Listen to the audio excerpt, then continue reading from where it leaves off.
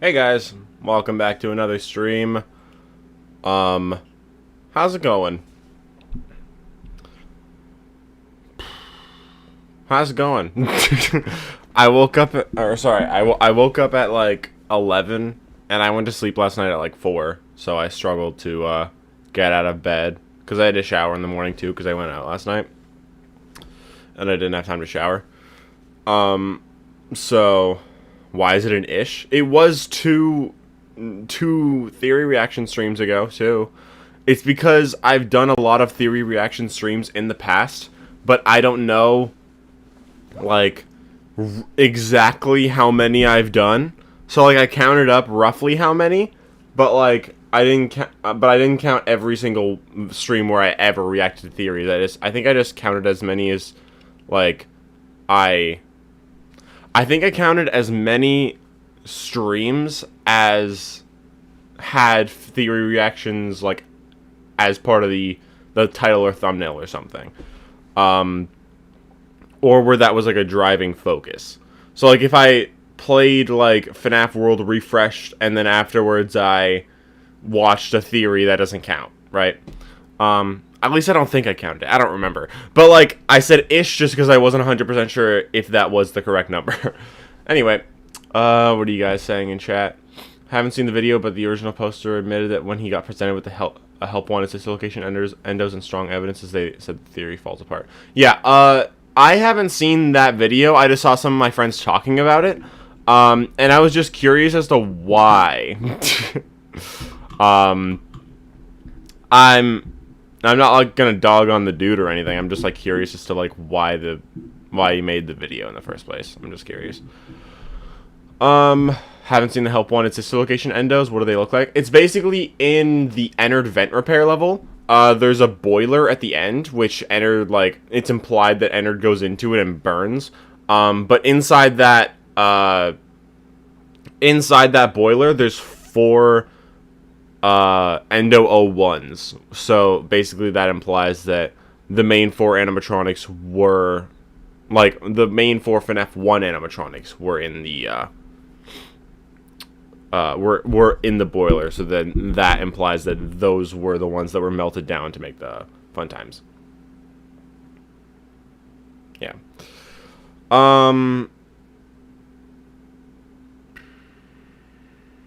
You're in zombies hell right now? What does that mean? Are you playing Call of Duty or you were only 10 minutes late this time? You know what? It's not late if I started my stream in the first place. Although technically I was late for that too, but that's besides the point. No, I was late to start the stream because I opened up Streamlabs and I tried to start the stream, but then it couldn't fetch settings from YouTube as it said. So, how old do you think that Oswald's dad is? Probably like early to mid 40s, because in 1985 he was a few years older than Oswald, right? So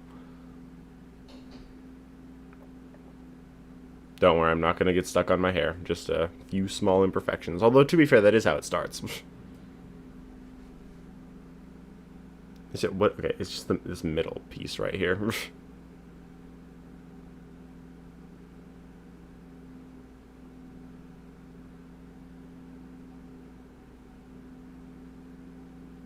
Okay, whatever.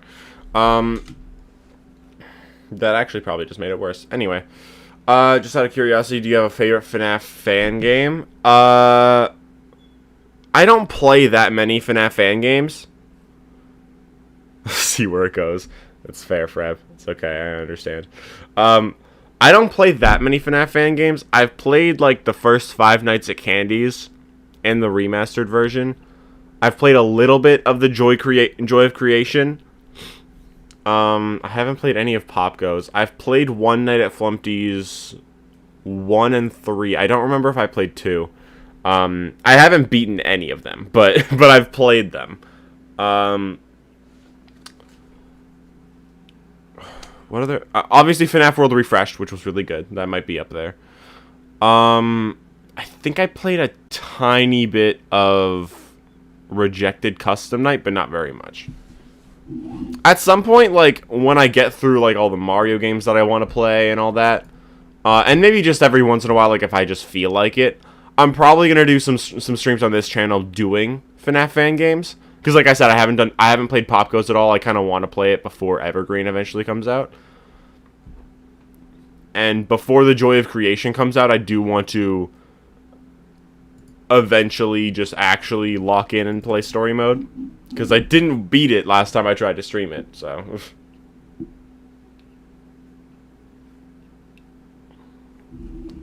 Do you think age is inconsistent in FNaF? I don't know. Like, I'm trying to think off the top of my head where, like, there could be an example. There's some examples that, like, I used to think, and then Tales Games was debunked, so now it's not really. Like, Edwin's age in 1979 being, like, 24, and then 40 years later is the Pizzaplex. Like, that wouldn't really make sense with the timeline. So that's one example. But then that was debunked by Tales Games, obviously. Or, that was debunked along with Tales Games, right? There we go. That should be fine. Just, okay. What else? I feel like there was another example.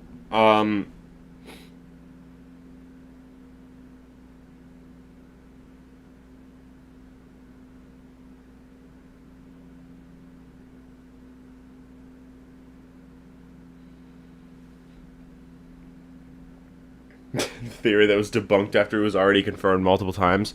You know, I have to say, although I'm not one of the people, a couple of my friends are still like this, where they're like, I still think Tales Games is true, entirely. And there's some other people that are like, I think Tales Games is true besides the Mimic, I just think it's replaced by Secret of the Mimic. And, like, I guess, sure, I doubt it, but, like, sure, I get it at least. But, like, I don't personally take that stance, though. So, yeah, this hair is annoying me, but, like, it was perfectly fine before the stream. That always happens, but I'm just trying to salvage it so that I don't have to leave and fix it. But yeah, I'm not one of the people that says that like says that some of Tales is still in the games, right?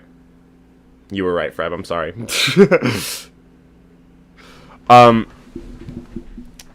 But personally, I think that although Tales Games is not true,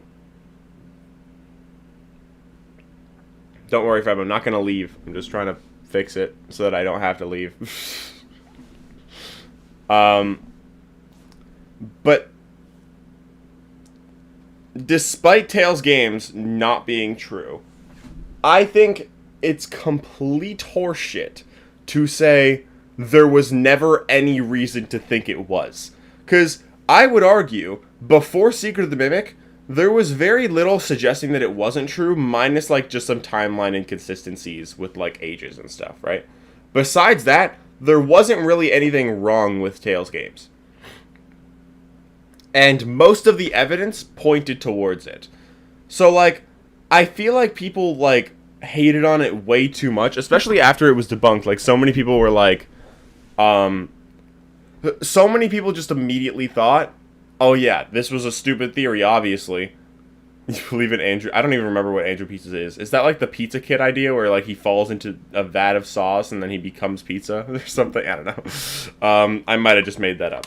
But I think it was always a perfectly valid theory to believe. And I think people are, like, I think it's, what's the word?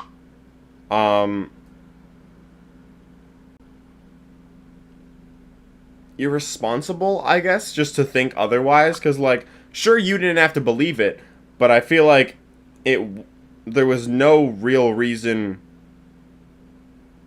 to say that it was stupid to believe in the first place.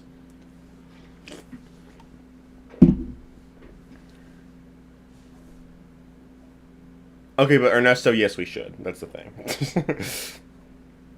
I'll talk about that in that one video. that you guys voted for me to do first. Happy anniversary to MCI. Oh yeah, I forgot about that. I was gonna release a video today, and then I realized I have no video to release today. I was thinking about releasing like either my Silverized video or my theory that I'm working on about like the Dave Miller persona. Just because they're both kind of related to the missing children incident in some way. But I knew that like I wasn't gonna get those done by this point because I wasn't finished the script yet. So, see, now my only problem with my hair, Freb, is just that this side is slightly offset. Like, this side is not as far down as this side is. That's why I'm trying to fix that. Anyway, whatever. Yes, happy anniversary to a tragic event. Yep.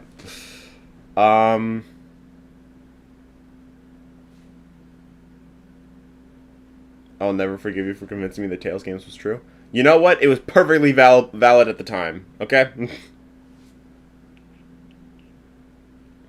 I hate the precedent that it sets, though. Because, like, the fact that Tales matched the games so... Like, okay.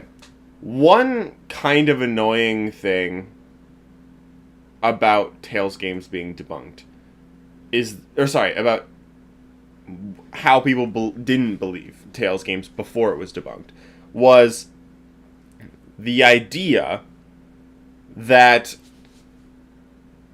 something can be so similar to the games but just not be in the games. I used to be like that. I used to be like, oh, I think Eleanor in Frailty is not the real Eleanor, it's the game's equivalent of Eleanor. I think she just also exists in the games. Literally, basically the exact same person and character, but just in the games, without any of her book backstory, but still the same thing. And to an extent, I believe that, because like I believe that Shadow Freddy and Eleanor are just the same character, but, or like equivalents. But the thing is, that mindset of just, oh yeah, this character is just the game's equivalent of this character, that gets a little annoying at times, because now, if something is in the games, like, if, for example, the week before is in the games, then, like, whether it matches the games or not, people are just gonna say that it's not in the games. Like, I think the week before has problems, like, if it fit, like, regarding to it fitting in the game's timeline. I made a whole video on that. The problem is, regardless of whether a piece of media fits perfectly in the games or not, people won't believe that it is. So, like, if Scott makes a book now that is in the games, people aren't going to believe that it is. Like, I haven't seen this personally, but I wouldn't be surprised if there were people that said Ticket to Fun isn't in the games, or the logbook isn't in the games, or something, you know? Which I would argue is objectively false, but, like... I mean, I guess not objectively, but my point is, like, now people might be able to say that. People can use Tales games as an excuse to say that, because Edwin, Fiona, David, they all, and the Mimic, they all exist in the games and the books, right? So they can just use that excuse.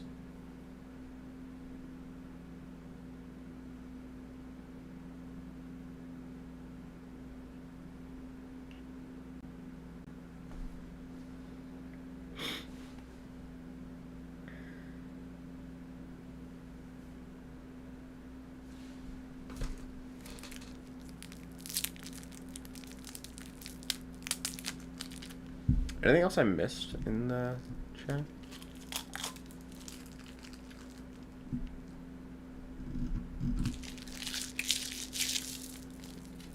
The next FNaF book could be called This Book is in the Games Timeline, and some people still wouldn't believe it. I mean, when Tales was first announced, it was called, Imagine You Woke Up Bald One Day. I would be like, shit, I look horrible, but also I'd be like, thank God I don't have to deal with my hair. I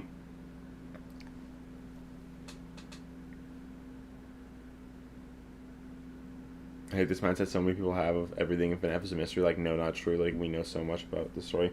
I mean, a lot about FNaF is a mystery for sure, but yeah, not literally everything. I agree with that.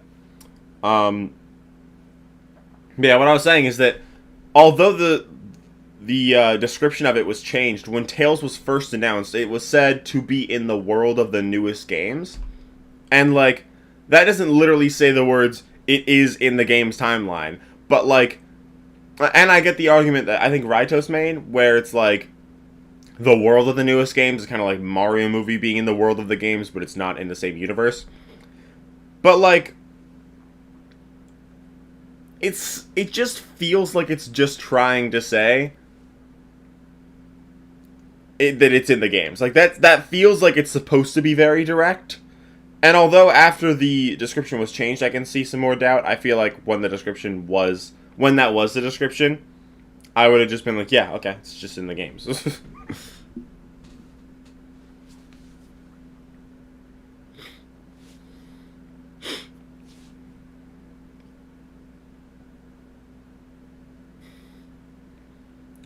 I mean, yeah, chill user, I don't agree with that at all, but, like, at this point, there's not much to theorize about, so just going back to those older things, just trying to piece together whether, like, what our current understanding is correct or not. Like, although I disagree with that, like, idea, like that theory, like, I get why you would go back and, like, even consider that, even if I disagree with it.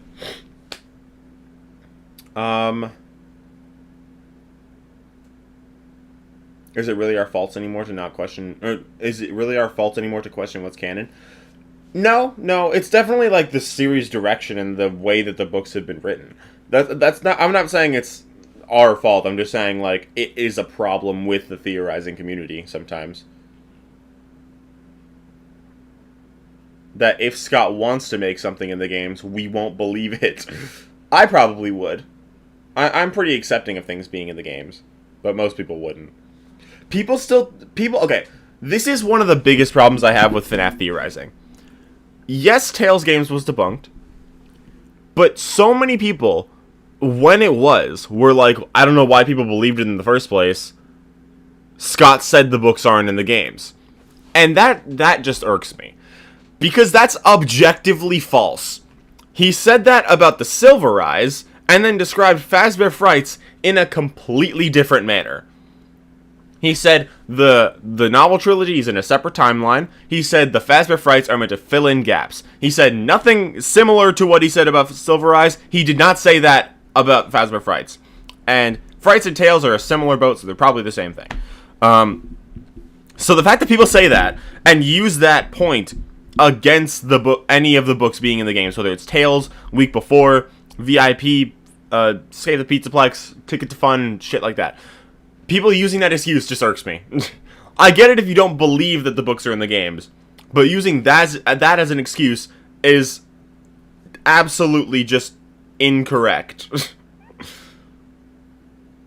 What about the movies? Well, they're just clearly not in the games.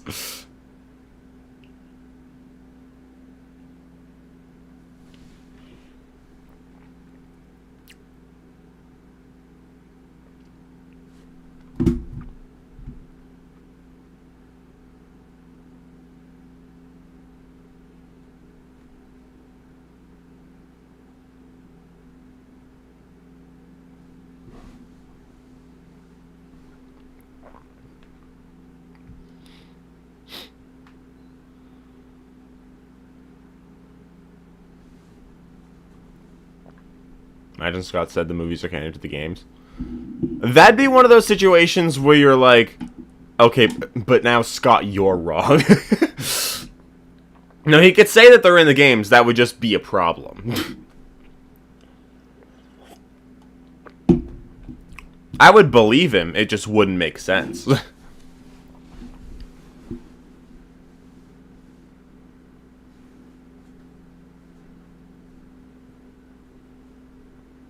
Tales not being canon is actually good because that proves Scott is a good writer by not forcing fans to read books. Sure. I mean, I don't think that necessarily proves Scott is a good writer. I don't really have an opinion on whether he is or not. I know a lot of people don't think he is, but I don't really care. I don't think that specifically is the end-all be-all. But I will say, I don't think that matters that much. Because, first of all, everything that's in the books, you're able to solve or roughly piece together using the games. It's just harder, and just the reason that they're in the book is because we didn't solve it in the first place. The books are just meant to help us with things that we were supposed to solve but didn't. And in the case of Tales, usually that was for telling us what's coming in the future, and then in the future we got that lore in the first place, right? So like, Phasma Frights was helping us with stuff that we already knew. Tales was both doing that and also teasing what's coming in the future, but we still had all the information we needed in the games, we just didn't use it all yet. Or we didn't have it all yet, or we were going to get it soon, right? Like, the Mimic and his story was told to us in the epilogues and the Mimic story and the Storyteller, but then the real game version of that lore was told to us in Ruin, Secret of the Mimic, that shit, right?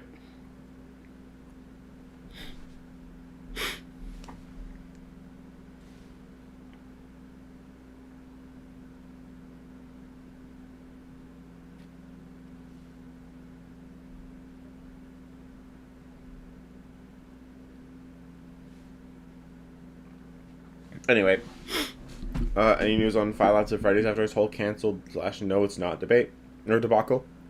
I think there was some people saying, I think there's a lot of leaked stuff about like what was going to be in the game or what might still be in the game if it's not canceled, but there hasn't been any announcement on whether it is canceled or not though. Let me check. It's still on Steam, I think. I think it's still on Steam, and I think it's still on, like, set for 2026. Sorry if you guys hear the sound in the background. My sister and one of her best friends are cooking in my kitchen. Let's see. Deltarune's 20% off. Maybe I should buy that.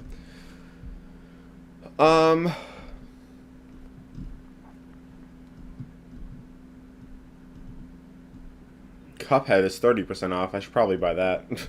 Dispatch is 20% off. Claire Obscure Expedition 33 is 20% off. Detroit Become Human is 90% off. Outlast is 75% off. Where's Five Laps of Freddy's? Did I skip it? Yeah, there it is. Yeah, it's still on Steam, and it's in 2026 still. So, Jesus Christ, shut up. Shut up, Five Laps of Freddy's. But yeah, it's still supposed to come out this year.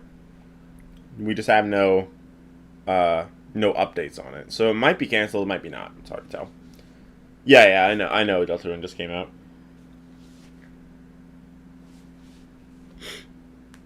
Five Laps of Freddy's is definitely not canon, even if it has lore. I would disagree. I think it's probably just, like, supposed to be a game in universe, considering the description says sponsored by Fazbear Entertainment.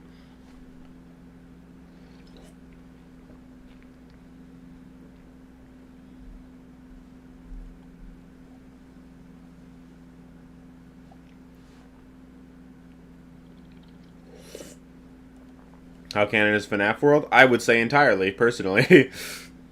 Any news on the next main series game, or are we just sitting in the dark? It's hard to tell, because there was, like, the new stuff, like, the other day I did not the other day, I think it was, like, a week ago, but I did a stream, like, a late-night stream, theorizing about, like, what could come next, talking about, like, a couple of things that Steelwolves posted, and what else did we talk about? We talked about, like, the new game that, like, the new FNaF 1 looking game. I think Daco made a video on it, said it was probably like a FNaF 1 remake that was canceled or something. We were talking about how it could be like a game that's still happening, or it could be a scrapped game, but something else other than FNaF 1. So we might have information on it, we just don't know if we do.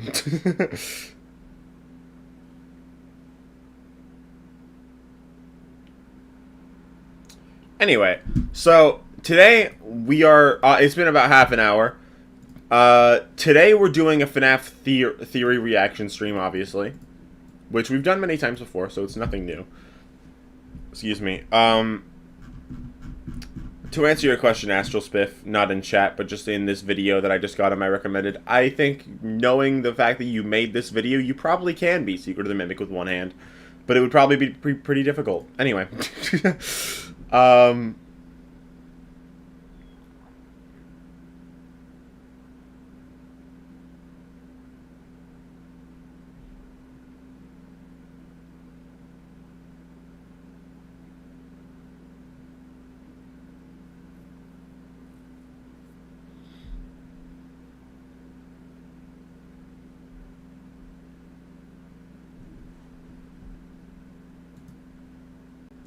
Do you guys think Hulk is gray in Spider-Man Brand New Day?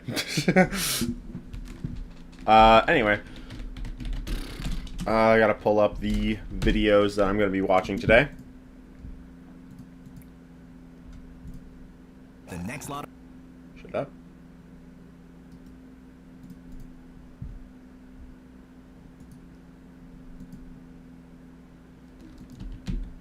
Crying-eyed. So the videos that we are watching today are give Hulk purple pants. I agree, actually. So the videos we're watching are Crying-eyed's video called "It Is Happening Again," which seems like it's about the security breach, missing children incident, or missing person incident. And the reason that I want to watch this video is because I'm working on a video right now about that, about those missing persons, right? So I want to see his video on it because I want to see what conclusion he came to, if he came to a similar or a different one to me. I'm almost done writing the script for that video. It'll probably be out next week. Probably on Saturday next week, if I had to guess. Maybe a little sooner, maybe a little later. I don't know. That'll probably be my next video, though.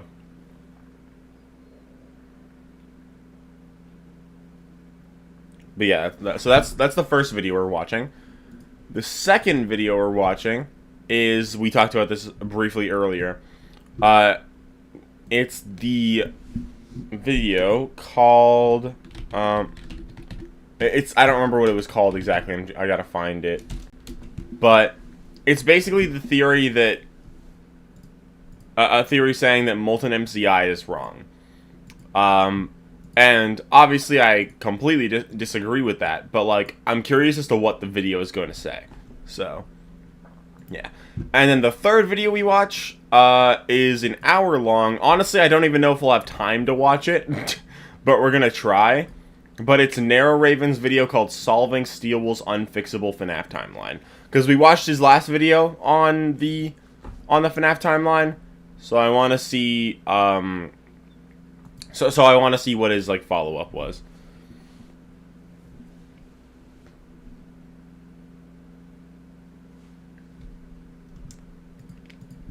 So I have to end this stream probably in like 3.5 hours. Right now it's 12:38. I have work at 4:30, so I have to end stream around like 4 to 4:10.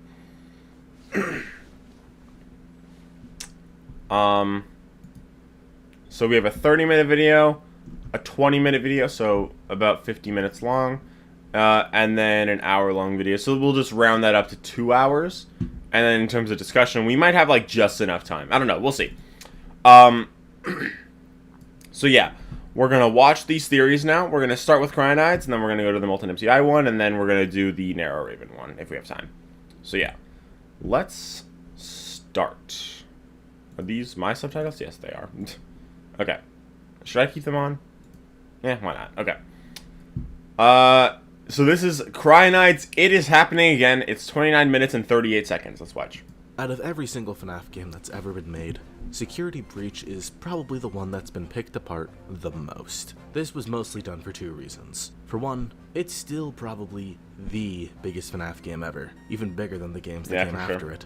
And the second reason is because the game is a complete train wreck. I'm not just talking about the glitchy gameplay. That's its own can of worms that, to my knowledge, Steelwool has at least tried to rectify. No, I'm talking about the game's narrative. Because in terms of story, as I'm sure you all know by now, Security Breach is not what it was supposed to be. This is due to two main reasons: the public health crisis we all faced in 2020, making it harder for teams at Steelwool to communicate with each other, and the fact that Scott Cawthon was already terrible at communicating with the developers when it came to the story. Evident by the fact that we had to go through a boss fight in this game against an animatronic that was never even supposed to move. And so, needless to say, it's hard to understand what this game was meant to be, compared to what it actually is. Because of this, a few of the things that we hear about in this game have slipped through the cracks. There's an entire storyline that Security Breach introduces us to that we just never picked back up. Maybe that's because it was never meant to be there, and Steelbull just added it in, thinking that it was Scott's intention.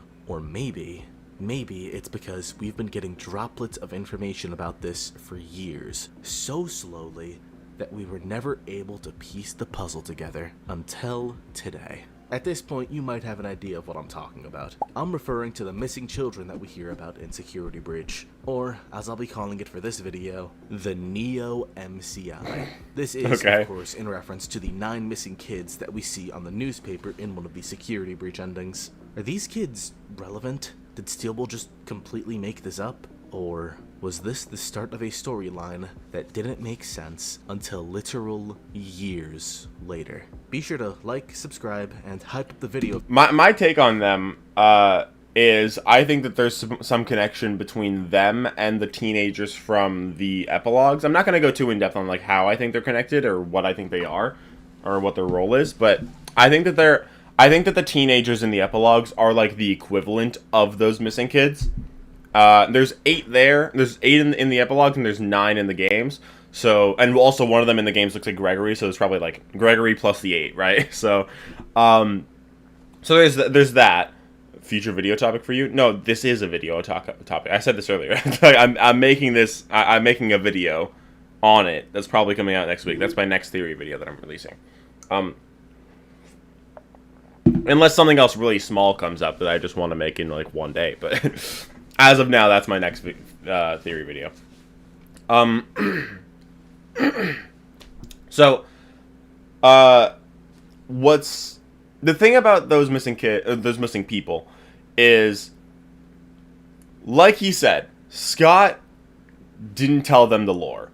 So, if you really think about it, if those missing people were supposed to be missing, or they were supposed to go missing, there's no reason to really assume that like, if Scott didn't tell Steelbull the lore, and he just told them, oh yeah, kids went missing, incorporate that, then Steelbull probably would have interpreted that as, okay, Vanny is continuing Afton's legacy, so that's probably that. So she probably lured kids in just like Afton did, right? That's probably what Steelbull assumed, because it's what we all assumed, especially because Vanny's in that comic ending where we first learn about those missing kids. We see a bunch of missing kids, one of them looking like Gregory, and in that ending, we see Vanny kidnapping Gregory.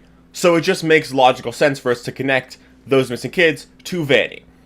But if Scott never told Steelbull the lore, it's probably just that they assumed that, but in reality, Vanny didn't do it. It's probably, like, I think that those kids, or those people that went missing, are equivalents of the teenagers from the epilogues who went missing for a completely other reason. Just like whether from sneaking into Freddy's, or getting kidnapped by the animatronics, or just like getting stuck somewhere, whatever the case.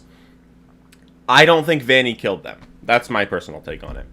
If you're on mobile, because we're about to dive deep into the Security Breach plotline that we all forgot about. Let's begin. The Chevy Equinox is... Let's. Right after this ad.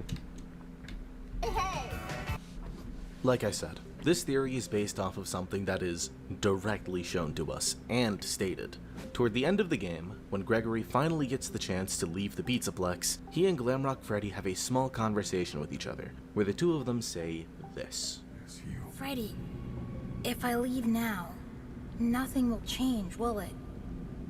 There will be more disappearances. Yes, I am afraid that is correct. At this point, you can choose for Gregory to leave the Pizzaplex or stay and try to fix things. And if you choose to leave, you get a comic strip ending of Gregory running away before ending up in an alley and clutching onto a newspaper for warmth that says, "Missing. Local residents continue to disappear." And that's it. This never gets brought up again, which is probably the reason behind theorists never really talking about this. Yeah, so like I said, I think that that's not really what the intention was. Like, I don't think they are supposed to be actively going missing. I think they're people that went missing, and Scott told them that, and then they just, like, didn't know that. Like, they didn't figure that out, like, the way that they were... Like, they didn't incorporate it the way that they were supposed to. In the years since Security Breach's release. But this still feels important. People, especially children, going missing definitely isn't some one-off plot point that's never meant to be brought up again. Especially when you look at Ruin. In Ruin, specifically the AR world, you can hear the sound of children screaming when you get close to the caution bots. And yeah, that's if true. you get close to these bots and deactivate them, a variable in the game gets increased. A variable called, and I'm being dead serious here, Child Souls Collected. That is obnoxiously on the nose for the series. So we have to ask, why? Why are children's souls present in the Pizzaplex, in the robots that we can find throughout the building? And does it apply to more than just the caution bots? What is Fazbear Entertainment up to? Well, we can start to find some of the answers for that in the newest game in the franchise, Secret of the Mimic. There will be more Davids who become God.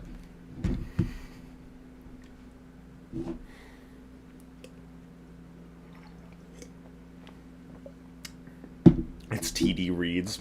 Bad news, T-Dreads. There's no TD LARPs here. TD LARPs is not in chat today.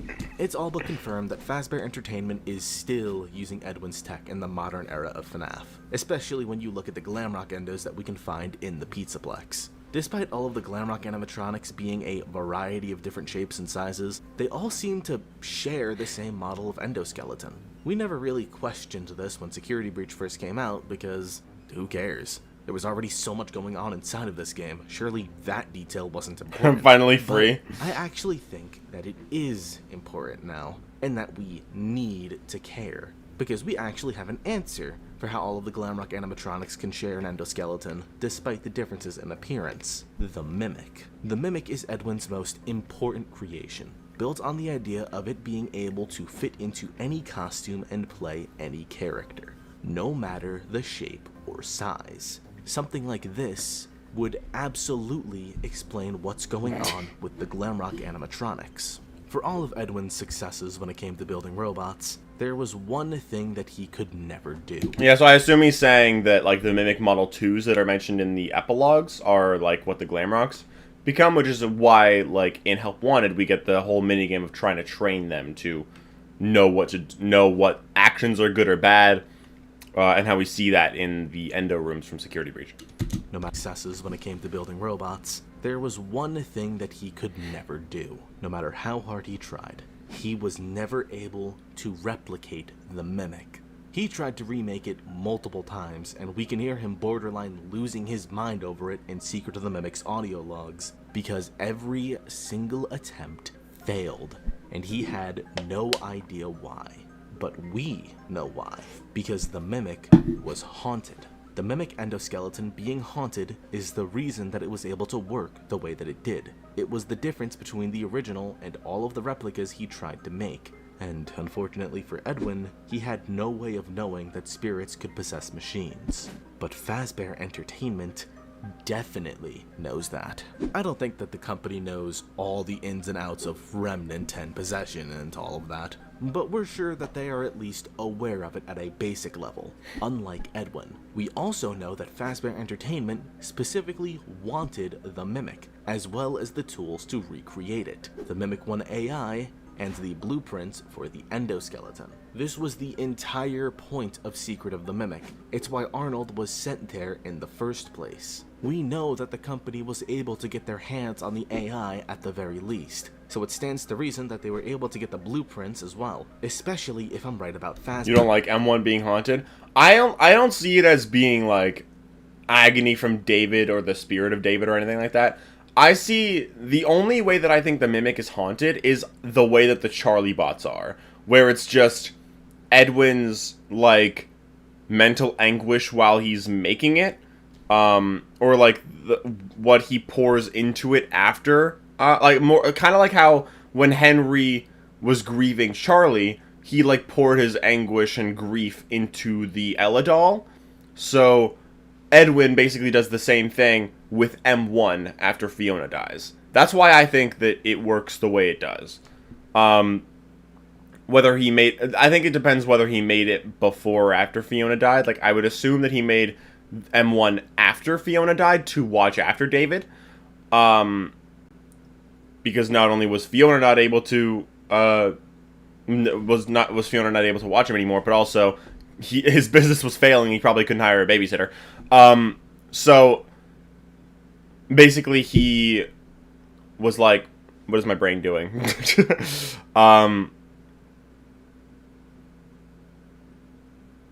So he made the mimic while grieving Fiona to watch over David, and then that grief like affected the mimic. I don't think David or Fiona's agony literally infected the endoskeleton. I don't think any spirits infected the endoskeleton. I think it's just like Edwin's emotions rather than anybody else's. And all future Fazbear locations What about will be Fazbear? able to get their hands on the AI at the very least. So it stands to reason that they were able to get the blueprints as well, especially if I'm right about Fazburger. And all future Fazbear locations were built upon the same lands that MCM used to be on. This would mean that Fazbear Entertainment has access to everything from both Edwin Murray and William Afton. They have Edwin's old technology and the AI that he created, as well as William Afton's research into the soul and how it affected machines. And, as I'm sure you're all aware, Fazbear Entertainment is the exact kind of company that would use this knowledge for some of the most horrible crimes that you can imagine. Of course. Including, but not limited to, kidnapping and killing children. With all of that said, let's get to the point. I believe that the children that were kidnapped and killed by this point in the timeline were made to possess the Glamrock Endos so that they could work more effectively, just like what happened with David and the Mimic. Before you say that this sounds outlandish, it's worth noting that this is actually something we've seen before in one of the interactive novels. Generally speaking, I don't like using any of the books as main evidence, even interactive novels like The Week Before that most people seem to use as fully canon, but I think that using them as supporting evidence to establish patterns is totally fair game. Scott has a history of repetition between the mediums that he tells his stories in, after all. The interactive novel in question, where we see something similar happening, is VIP.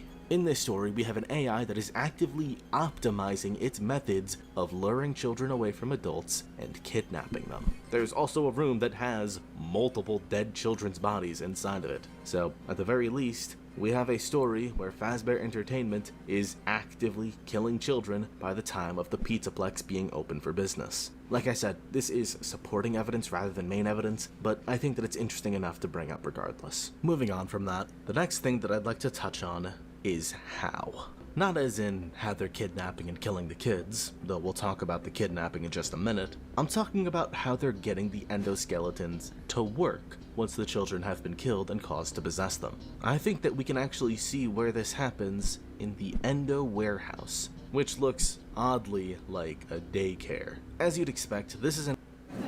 God damn it. Can we all agree that F10 N4/M1 is a new main villain for modern FNaF? Not even slightly, I'm gonna be honest. No, I really don't think she is meant to be a villain in the first place. She is Mix's, which is going against the Mimic, like the main Mimic. It's clear that the Ruin Mimic is meant to be M2, whether physically it or just a program. And it seems much more that he is the villain here. So, especially in Ruin itself, like, Helpy gets taken over by him with the orange eyes. You could tell that that's the same version of that version of Helpy is M2, is the Ruin Mimic.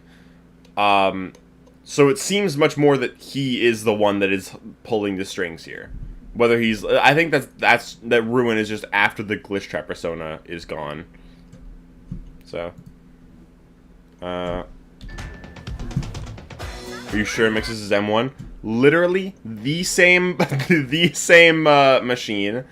And in Secret of the Mimic, it said that M1, who is F10N4... the Mimic, created a cradle program to keep the Mimic at bay. Then we find mixes, like we activate the mixes machine or whatever, and that and then mixes in ruin is keeping the mimic at bay, just like the cradle. And by the end, so the cradle and mixes are the same thing.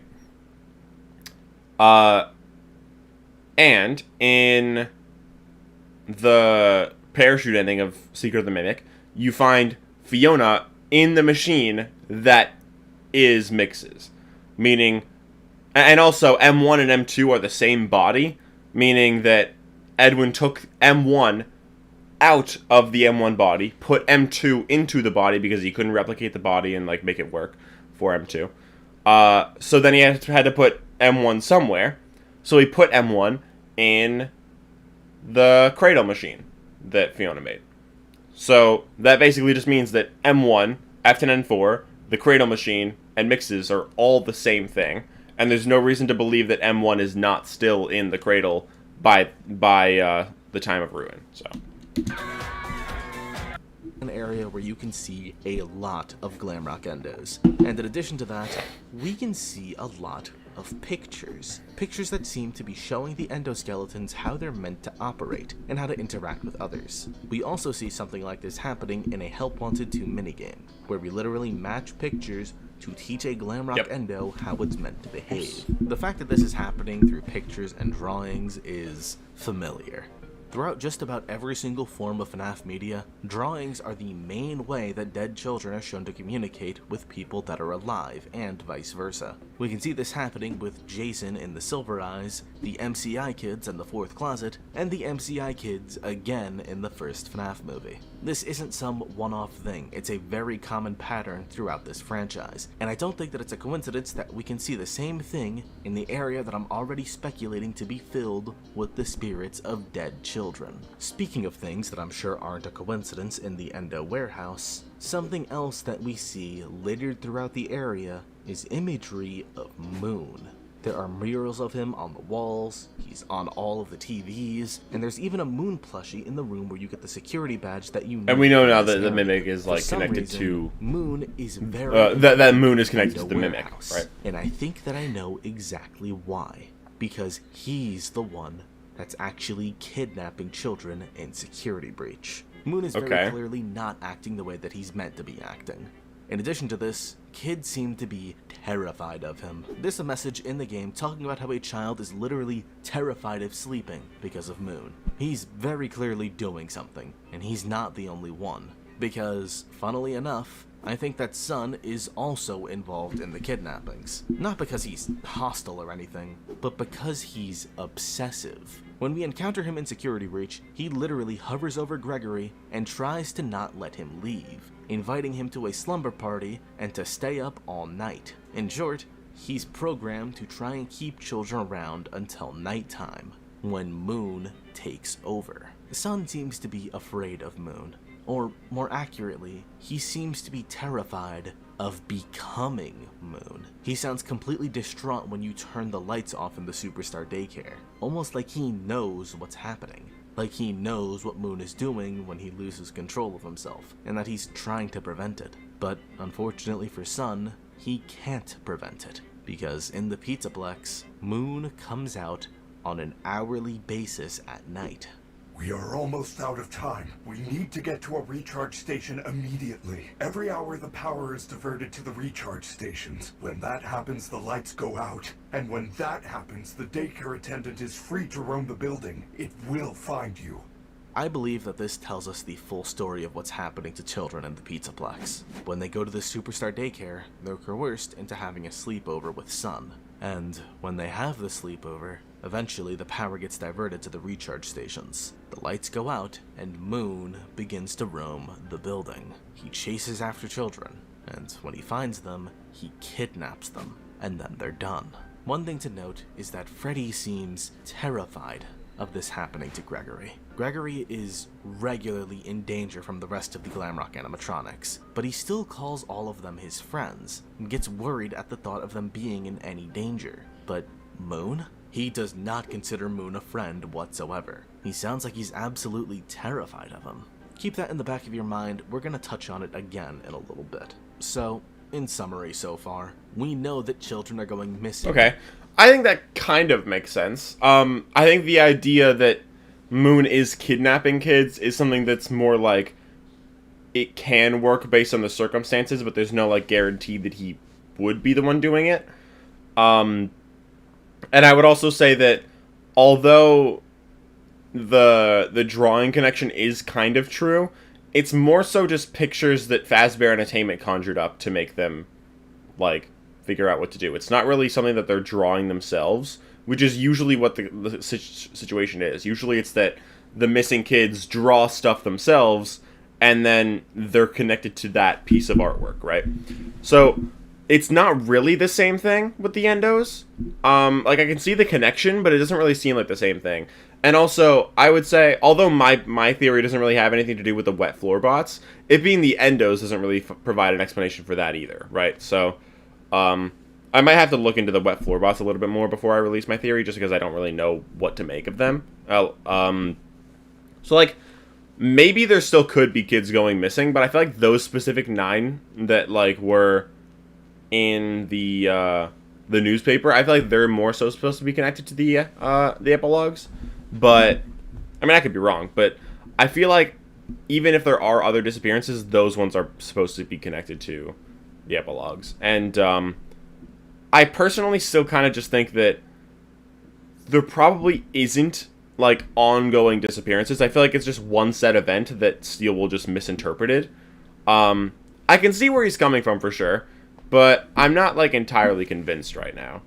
Around the pizza place. But there's still 17 minutes left, so maybe I will be by the end. That Fazbear Entertainment has a long history with missing children being killed and possessing robots. We know of an area that is filled with endoskeletons that are being taught like they're children, with moon imagery scattered throughout it. We know that Sun convinces kids to stay over for sleepovers, and that Moon is let out on an hourly basis past midnight. So, the theory is that Moon is the one that's actually kidnapping the children, which leads to their death and a remnant-based possession of the Glamrock endoskeletons. So, on that note, let's actually talk about Remnant for a little bit, and its place in the Pizzaplex. With a large welcome bonus. I will say, I actually have had the idea before of the endos being possessed by those missing kids, and my idea about that was more so that they possessed the endoskeletons, and then those endoskeletons, a lot of them were like scrapped and thrown down. And first of all, those are some of the endoskeletons that are in the blob, and second of all, those are the endoskeletons that are right outside the pizza place. Like, those ones are specifically ones that are possessed by those missing kids. I don't believe that anymore, but I have had that idea before. You think Afton Robotics is still a functioning company, or was it bought by somebody else or Fazbear's? I think it's probably just like, I mean, I think it was always owned by Fazbear Entertainment or Enterprises or whatever. I feel like it probably still is, but I don't think it's really used anymore, or it's just the robotic side of the company is just what makes all the animatronics instead. I don't know.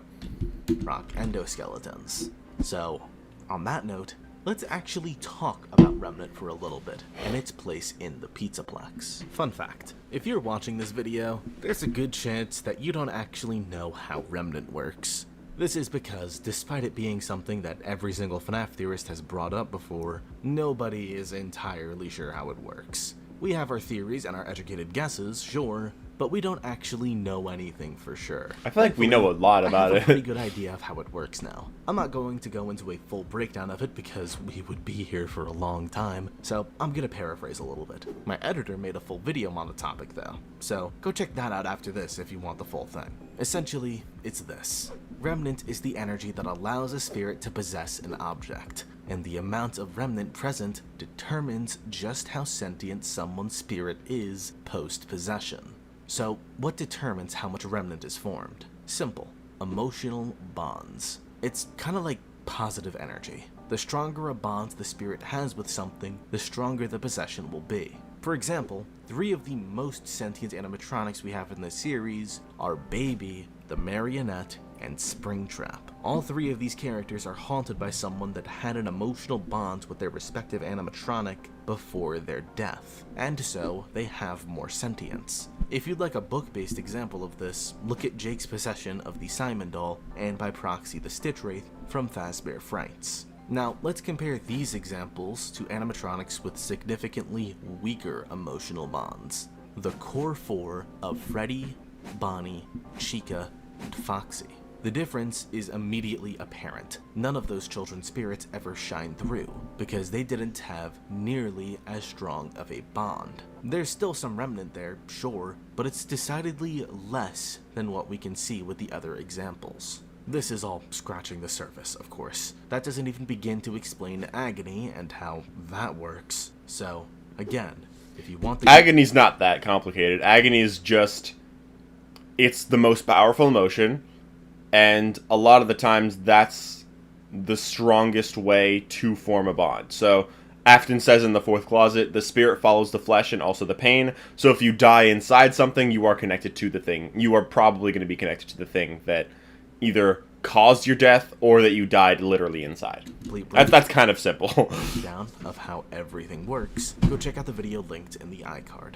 So, now that we have a basic understanding of how Remnant works, let's start talking about how it's affecting everything that's in the Pizzaplex. Starting off with how it affects the Glamrocks. We'll be using Freddy as our primary example, as he's the one that we spend by far the most amount of time with. As you'd expect, Freddy is the star of the show, the poster child of the entire company at this point in time. So it stands to reason that, compared to the rest of the Glamrocks, there are more children who had a strong emotional bond with him. As such, it makes sense that he seems to be more sentient than the rest of the animatronics. But in his case, he has another thing going for him when it comes to his sentience: the disconnect. Gregory, I will notify the main office. Connection error. I cannot connect to the main network. His mouth is At the not start of the working game, when he properly, crashes and reboots not in moving safe into mode, what he he's doesn't saying. get connected to the same centralized system as the rest of the Glamrocks. As a result, he's acting a bit differently than the rest of them by default. The rest of the animatronics are receiving orders to attack/kidnap Gregory. They likely received these orders earlier that night, as Vanessa seems to know that a boy is running around the Pizzaplex, and the animatronics are specifically calling Gregory's name. But Freddy is either not listening to that order, or more likely, never received it in the first place, as he never got reconnected to the network after the order was given.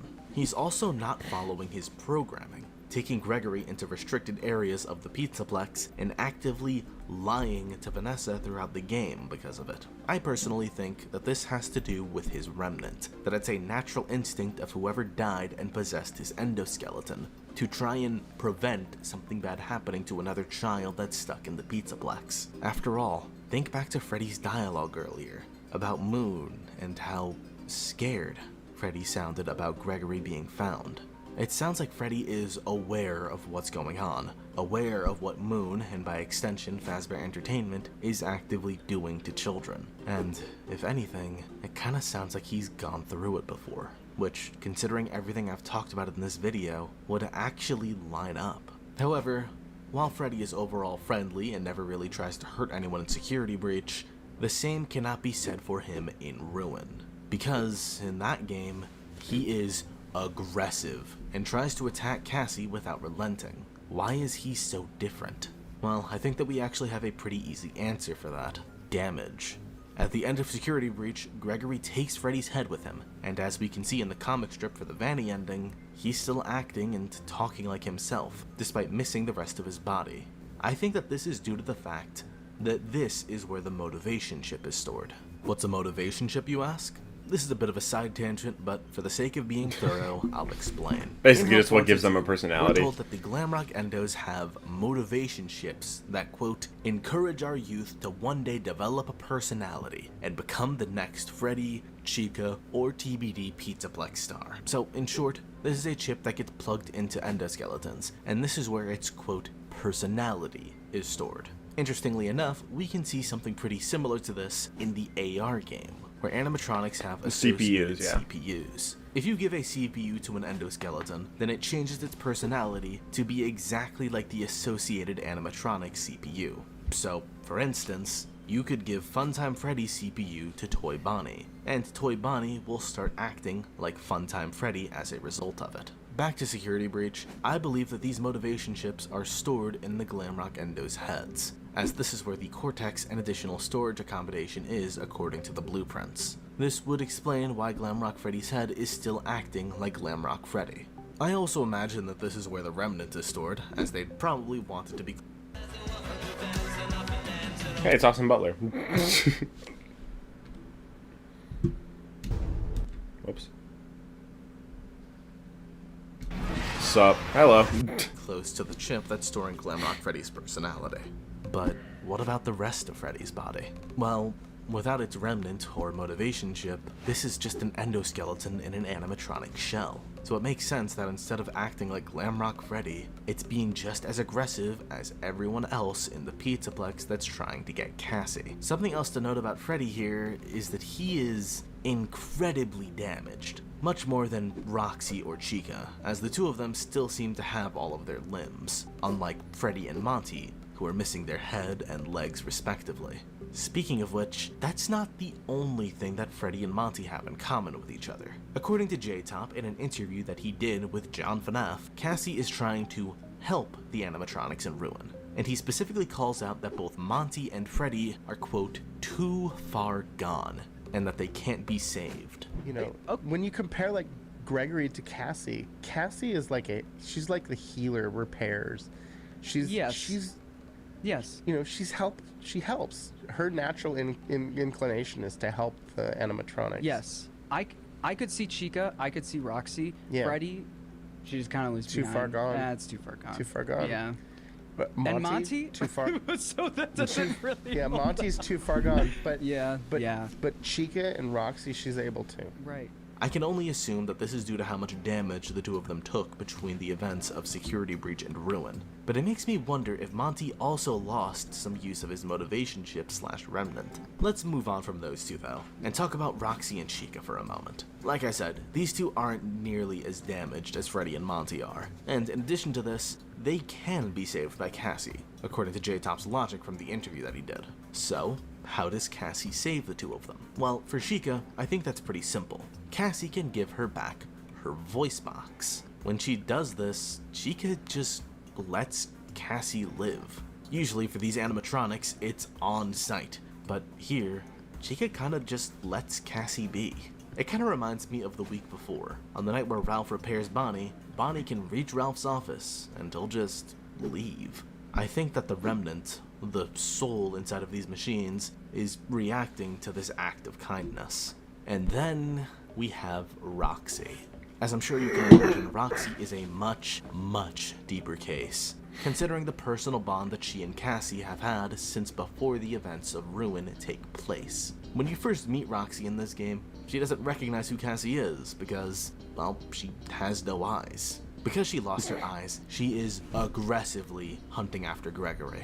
I think that this is a mix of her programming and her remnant. She's already being commanded to chase after Gregory through her programming, and since Gregory destroyed her eyes, her spirit is fueling that command even further. So, when she catches Cassie, she's immediately under the assumption that it's Gregory and starts yelling about it. But the second that she hears Cassie's voice, she lets go of her and immediately apologizes. This is a very clear sign that Roxy is still sentient. Sentient enough to remember the bond that she formed with Cassie, and feel guilt for almost hurting her. This leads to the next time that we see Roxy, where she's trapped under a forklift.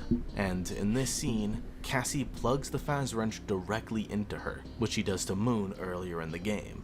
And interestingly enough, it's also eerily similar to what Arnold does to Mimic during one of the endings in Secret of the Mimic, where he does the same thing with the Data Diver.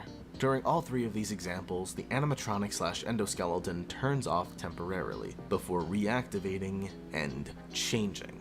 In the case of Mimic, it turns into David, the boy whose spirit is haunting the endoskeleton. In the case of Moon, it turns into Eclipse, which appears to be the original form of Sun and Moon, or at least a combination of the two. So, what about Roxy? Well, at first glance, Roxy doesn't seem to go through any change at all. We don't see Roxy reactivate, not right away at least, but she shows back up at the end of the game, where she literally sacrifices herself to save Cassie. Self-sacrifice is, quite literally, the most human thing that anyone has ever done in this entire Probably, series. yeah. So, what gives? Well, I think that the same thing is happening in all three of these instances. I think that we're force restarting their systems, which reverts them back to whatever they used to be. I'm not sure if Sun and Moon were ever haunted by anyone, but when they get plugged by the Phaz wrench, they become what they originally were, Eclipse. When it happens to Mimic, well, Mimic was originally nothing. The entire purpose of Mimic was that it learned from everything that it saw. So by completely resetting it, it had nothing to fall back to, leaving only the remnant from David. Mimic... I don't see it that way at all. I see it as, he has two completely different personalities that he copies, and they're from David and they're from Edwin. So we just remove the Edwin personality, and then all that's left is the David personality. I think that's more what it's supposed to be, not that like he's literally possessed by David. Became David here. So what about Roxy? Well, I think that the same thing happens to her. I think that she stopped being Roxy, and instead became the spirit possessing her endoskeleton. A spirit that wanted to save her friend. It's all... Clean and hydrated hair for 72 hours. Or you could just say that it's like you remove the mimic part of her. Like the part of her that's like controlling her to go after Cassie in the first place, or the one that's you're removing the part that made her go after Gregory or something. I don't know. For some reason, I'm blanking on the context of why. I remember I had like a full idea of how like the characters work, but I don't really remember what it was. I had an idea about like how the animatronics in Ruin worked back when like Ruin came out, but it's been a while since then. So I think my idea was that they're like that none of them are possessed by Glitch Trap anymore. They're actually just either possessed by M1 or just not possessed at all. And the reason they show up when M1 or when Mixes is activated is because they're coming to stop you from deactivating Mixes, basically. So they're trying to stop you from freeing the Mimic. So yeah, I don't know. I guess I think Roxy just is a security node, right? So like, Moon wasn't a node, Roxy was a node. So you're not really deactivating Roxy, you're just like deactivating the node that's inside her. So she's still, so like, I guess I see where he's coming from, but I'm trying to wrap my head around how that works. I don't know. I'll just keep watching though. I'm not saying he's wrong. I'm just saying I don't... For some reason, my brain isn't comprehending how this works, or whether or not I agree. I don't agree with the mimic part, but I agree... I think I can agree with what he's saying about, like, Roxy, maybe, but I'm not sure. Rather tragic, don't you think? Well, it's about to get worse. Because by this point in the timeline, Fazbear Entertainment has killed more than just a handful of kids. They also have the blood of hundreds of their former employees on their hands. That's hardly even an exaggeration. The kill count for this company has expanded drastically. Yeah. So, with that, let's talk about the staff bots now, which I also believe to be haunted. To start, we're going to talk about the propaganda being spread throughout the Pizzaplex. If you look around at Security Breach, and I believe even in other Steelwool games, you can find various different posters talking about how humans are inferior workers compared to machines. And as a result of this, Fazbear Entertainment is literally replacing human workers with staff bots. This starts out with the night shift, and we can find a message in Security Breach talking about how all nighttime hours are being taken from human workers and being given to the staff bots that don't have families to go home to or wages that need to be paid. Factoring all of this in, I think it's safe to say that the higher-ups at the Pizzaplex wouldn't want to stop at the nighttime shift. They would want to use the staff bots to completely replace their workers. And judging by the lack of humans that we've literally ever seen in the Pizzaplex, save for Vanessa, who we all know is inherently different, I think that they ultimately went through with this. We can find more evidence of this in some of the messages from Security Breach. Messages that are referring to an all-staff meeting. Yeah. Though, I don't think that this was just a meeting. I think that this was a massacre. In the Pizzaplex, we can find something that looks like a meeting room, but it's been completely trashed. I think that this is where the workers were all fired, and after they were fired, I think that they were all killed. Why do I think this?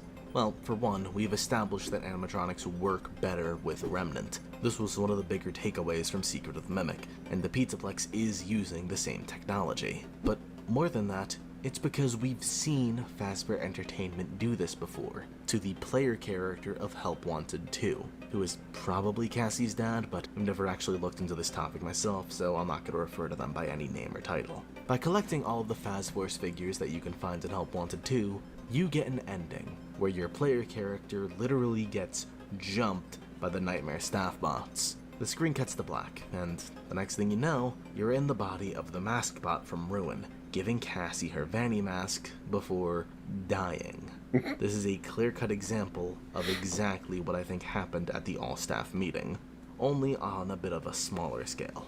I think that ultimately all of the human workers, apart from Vanessa, at the time of the Pizzaplex were killed and turned into staff bots. And by the time of Ruin, we can see the effects that the sentience has had on them. There's some weird environmental storytelling going on in Ruin, specifically in the Phaser Blast area, which implies that there was a bit of a power struggle between the staff bots for sources of energy. We can see a lot of them reaching out or grabbing onto any sources of electricity that they can find, and it even looks like some of them were fighting each other for it. It's almost like, by the end of the road, they all feared their deaths. They still had that raw human instinct to fight for their survival, despite being trapped in an animatronic shell for however long it's been. Okay. Honestly, when you think about it, it's kind of interesting. kind of terrifying. And so, that is the theory. The theory that everything at the Pizzaplex is fueled by Remnant, either from kidnapped children that had no idea what they were in for, or adults that were just trying to get by. And using those souls, combined with the technology developed by Edwin Murray and the research conducted by William Afton, Fazbear Entertainment made the Mega Pizzaplex, a testament to the depravity of the company. This has been Neo MCI. Thanks for watching. This is my first I like how he was like, I'm going to be referring to this throughout, this is Neo MCI throughout the video. And then he says it twice when he establishes it and at the very end. Okay. I don't personally agree with this idea, but like, I think it's an interesting idea. Like I said, I have my own ideas of how that missing persons incident could work. And I'm not going to say that, like, my idea is better or worse. I just think that, personally, it makes a little bit more sense to me, but I still need to finish my script. So, I guess we'll see on, what's it called? Saturday, probably, when I release the video. You guys get to see what my theory is. It's not, like, a super elaborate theory. It's just, like, a kind of, like, fill in the gaps of what we missed back then, kind of. But yeah, so we're gonna move on to the next. I'm gonna finish watching this video. Actually, there's like a minute left, but game, and honestly, I thought I'd dislike it a lot more. I still tend to prefer the older games most of the time, but this was interesting. I enjoyed learning about the part of the timeline that I'm infinitely less knowledgeable about. I even learned a little bit about the AR game. If you enjoyed the video, be sure to like, comment, subscribe, and hit the hype button for me a few times. Next up. Circus oh yeah, Circus. I have no idea. Unless I find something else really interesting to talk about first. Take All right. it easy. Cool. I am going to take a break now. We're gonna go we're gonna go. The next video we're gonna watch is the Molten MCI theory. But for right now, we're gonna take a small break. My sister made food, so I'm gonna go eat. And then I'll be back when I'm done. So yeah, we'll be back soon.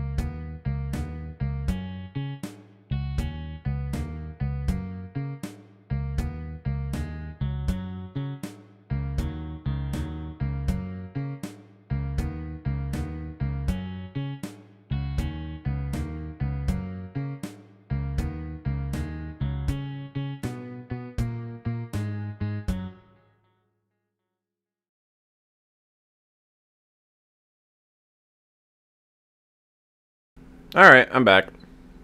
How's it going? I ate some chicken and some rice and shit. It was good. I ate 4 pieces of chicken and I don't regret it. Anyway, excuse me. We are now watching this video. I debunked FNaF's biggest theory using common sense. This is a 19-minute video.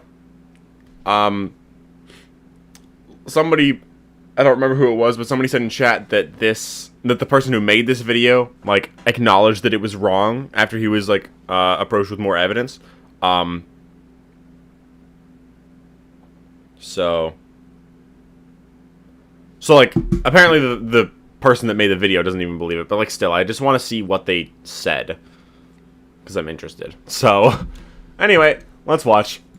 Hello there. So what if I told you that one of the biggest FNaF theories is actually wrong? Well, that's the case with one of the fandom's favorite theories, Molten MCI. I feel like Molten MCI is not a favorite theory, it's just a true one. Michael Afton's entire arc stops making sense, William's timeline defies physics, and many other questions arise. All of those problems just to answer a handful of questions. Once you do the math, this theory creates more problems than it solves. I did not eat shit, bro. But Okay. what if I told you that I actually played the games and nothing I saw suggested that Molten MCI is really that plausible? Okay. So today I'm going to debunk this theory using common sense and present my alternative.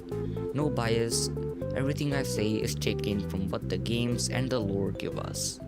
In case you haven't heard of the theory or need a recap, Molten MCI emerged years back to answer a few things. Why does William Afton break the classics? Why does he make the scooper? What's Candy Cadet talking about, and what do Henry's lines mean? And the way it answers those is, well, let's hear it. So why does William Afton break the classics in Follow Me? Because he goes on to use them to make the Funtime animatronics. Furthermore, he melts their metal into the Funtimes, combining their remnant with the animatronics. This is where the name Molten MCI comes from. And this clears up a lot of other things. Actually, it comes from the fact that it's Molten Freddy that is the classics, but whatever. We learn who possesses the Funtimes, William's motives for two major plot elements, Candy Cadet's meaning, and also Henry's meaning. Overall, it offers a more emotional conclusion. People loved that. The MCI never truly escaped and William brought them back. And the evidence to all this has to do with, you guessed it, Candy Cadet and Henry's lines. Okay, maybe you didn't actually guess it, but you get the point. You get the point. In FNaF 6, Candy Cadet mentions stuff like 5 things becoming 1. That aligns with how there's 4 MCI souls and Elizabeth combining to become 1. Furthermore, Henry mentions... No, not really. Small souls trapped in prisons of my making. And... he lured them all back to a familiar place, back with familiar tricks. Molten MCI answers that he lured them back refers to the MCI being freed only to return as the Funtimes. So now the timeline looks like this. FNaF 4, FNaF 2, FNaF 1, then sister location. And the MCI's progression looks like this. Death, possess the animatronics, be freed, return since William Afton melted the remnant into the Funtimes, combine into Ennard, and become Molten Freddy. I mean, they were never freed. So yeah, as you can see, it has a lot of emotion. They finally escaped, only to be forced back into their little loop. And emotion is huge for everything, especially theories, and even for me as a creator, cause people aren't gonna click Molten MCI is a bit flawed, but there's a better explanation to use for now. They'll click Molten MCI is wrong and this theory is the gospel and it is 100% canon and changes everything. So pretty accurate, yeah. You can tell. Oh, and if you've made it this far, thank you a lot. My videos take a lot of effort, especially this one with how massive it is. So comment your thoughts below. I'd love to hear them. That's not accurate. The video's gonna get intense now. Drop a like if you want more, and maybe subscribe to help me reach 1,000. So before we get to my alternative, we need to know why we're even judging this theory. Cause there are a lot of problems. Probably a lot more than Reddit ever said, and who relies on Reddit? So what are the issues with this theory? Well, I'll give you a hint. It's something about how pure emotion and pure logic don't really go well together when theorizing about FNaF. Take TikTok. It's been 2 whole seconds. Ding ding. Did you get it? It's that this theory's logic breaks egregiously. So let's dissect this whole thing and why it's wrong. First of all, the timeline stops making sense, starting with William Afton breaking the classics for the fun times. Let's humor this theory's logic and say that FNaF 1 does take place before Sister Location. It absolutely does. And that will follow me, Molten Schmuck. Tell me, if you're a Molten MCI believer, tell me, if these minigames happen over the span of 5 days, how is William Afton supposed to make 4 highly advanced animatronics, the entire Sister Location bunker, and multiple other things in 5 days? That is a fundamental misunderstanding of how that works. The Sister Location bunker existed since at the latest it was created by 1983, because that's when the FNaF 4 experiment rooms existed. And that's where we see the year 1983 when you find those what's it called, those cameras for the FNaF 4 nightmares. And overall, yeah, just the bunker would have had to exist that whole time. And also, it's most likely that it's also like derived from Edwin's underground facility that like Afton like took the property, he like expanded his underground and then turned it into his own, right? So the Sister Location bunker wasn't created in 5 days. The Funtime animatronics, they existed long before they were injected with the missing kids. Afton already made them to kill, and then he melted the missing kids down, and then he infused them into the Funtimes. He didn't just make the Funtimes with the remnant of the missing kids. He made the animatronics, and then he infused them. We see in the 4th closet that he actually injects Remnant into Funtime Freddy's chest. So, because was there anything else he said? And multiple other things in those all already existed. Because let's remember, William dies on night 5 after getting spring locked. Let's assume that Circus Baby's entertainment and rental was already established and William only needed to make the animatronics. Not even that. They already existed still too. Flipping impossible. Think about it for 5 seconds. Can he make up and set up all that in 5 days? He can't. Argue with me, I dare you. Please, you just didn't. They already tell existed. me how this is logical. It's most likely that Elizabeth died around like the mid to late 80s. So the Funtimes already existed then, and they were just put underground after Circus Babies closed. So like they were already down there; they already existed. Before you go say that it's video game, it doesn't need realism or logic. Possessed animatronics aren't realistic. Fuck you. That takes the whole fun out of theorizing about a video game. Realism and logic are not the same thing. And if you used that excuse every single time, FNaF would be solved in 2016, and it would be no fun. I'm sorry, I got a bit carried away, but still true though. Nope. Moving on. Second, this ruins Michael Afton's entire arc. If Sister Location happens at the end, why does Michael Afton work FNaF 2's Night 7 and the entirety of FNaF 1? He has no motive. Plus, do I need to remind you just how insanely hard these 2 games actually are? Let's say Mike does. There are multiple reasons for why he would. One would be he's working with Afton at this time. He either doesn't know what Afton's doing or he's being manipulated by Afton and he's just trying to help his dad. Or 2, after what he did to the bite victim, he's trying to investigate the murders. Either option works fine. He doesn't have to, Sister Location isn't really his motive for the whole series. It's probably just his motive to go after Afton. Work despite not having a motive. Now he has to deal with fatigue, a mortal body, and lack of experience. How is he supposed to survive? Just wing it? It is simply not possible. Phone Guy was a veteran employee, yet he couldn't survive. What makes you think an inexperienced Mike would survive? Sister Location happening before gives him a motive and the experience and the remnant needed to survive. Still don't believe me? Put yourself in Mike's shoes. You worked at Freddy's. It was the single most stressful night and you somehow survived. You also found absolutely nothing there and only earned trauma and some minimum wage. Now you work. I mean, the bite of 87 just happened when he started working there, so it's really not that he found nothing. It's just he didn't look into enough yet. So going to FNaF 1, he is looking into more. If that's what, if his goal is to work at Freddy's to investigate the murders and the wrongdoings of Fazbear Entertainment, then there's no reason he shouldn't come back. Considering the Bite of 87 just happened, he only had one night to look into it. He probably needs more time than that. And like I said, again, if he's working with Afton, then yeah, he's working with Afton, so. Again, over and over when you don't have any reason. Why would you do that? But if the store location happens before, everything suddenly clicks. There's responsibility, a motive, knowledge, experience, and most importantly, a non-mortal body. You don't have to deal with sleepiness or any of that bathroom stuff.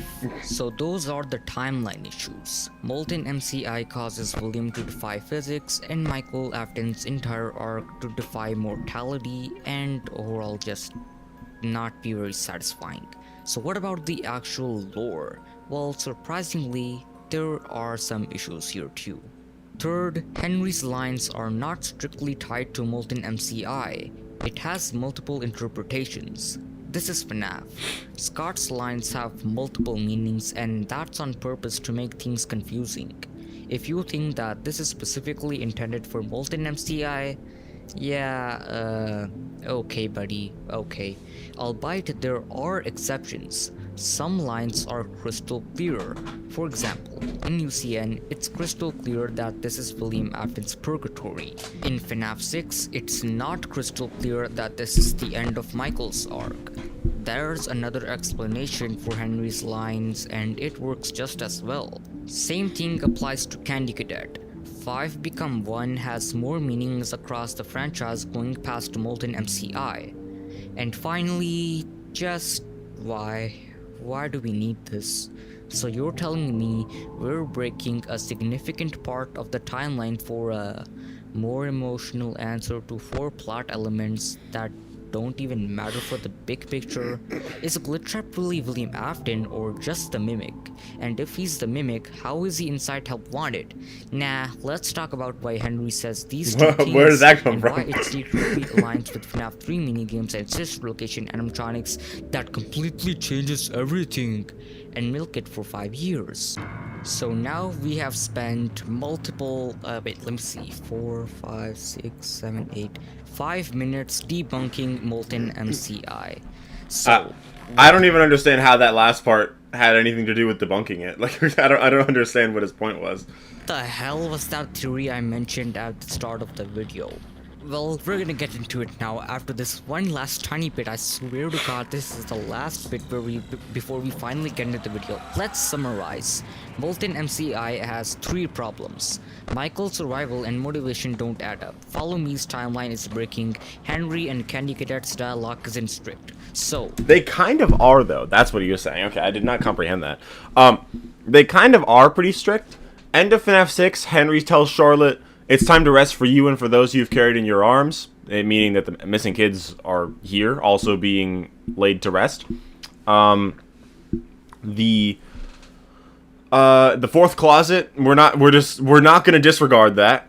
That's literally what happens in the 4th closet is Molten MCI.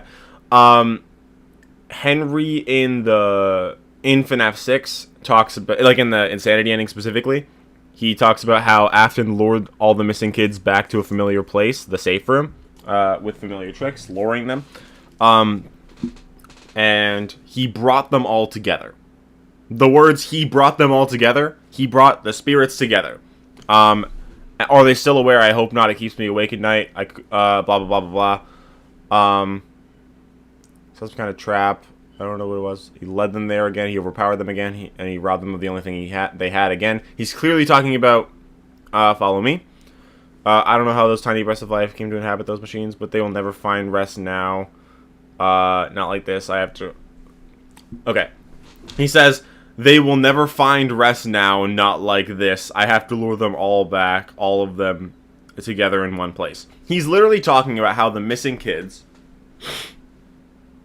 He's talking about how the missing kids were lured somewhere in Follow Me, brought all together, and now they're not going to find rest, so he needs to lure them back.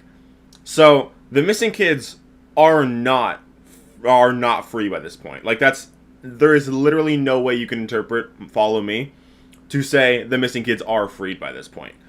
And there's no way you can interpret it, the insanity ending speech, as them being freed and not being in FNAF 6.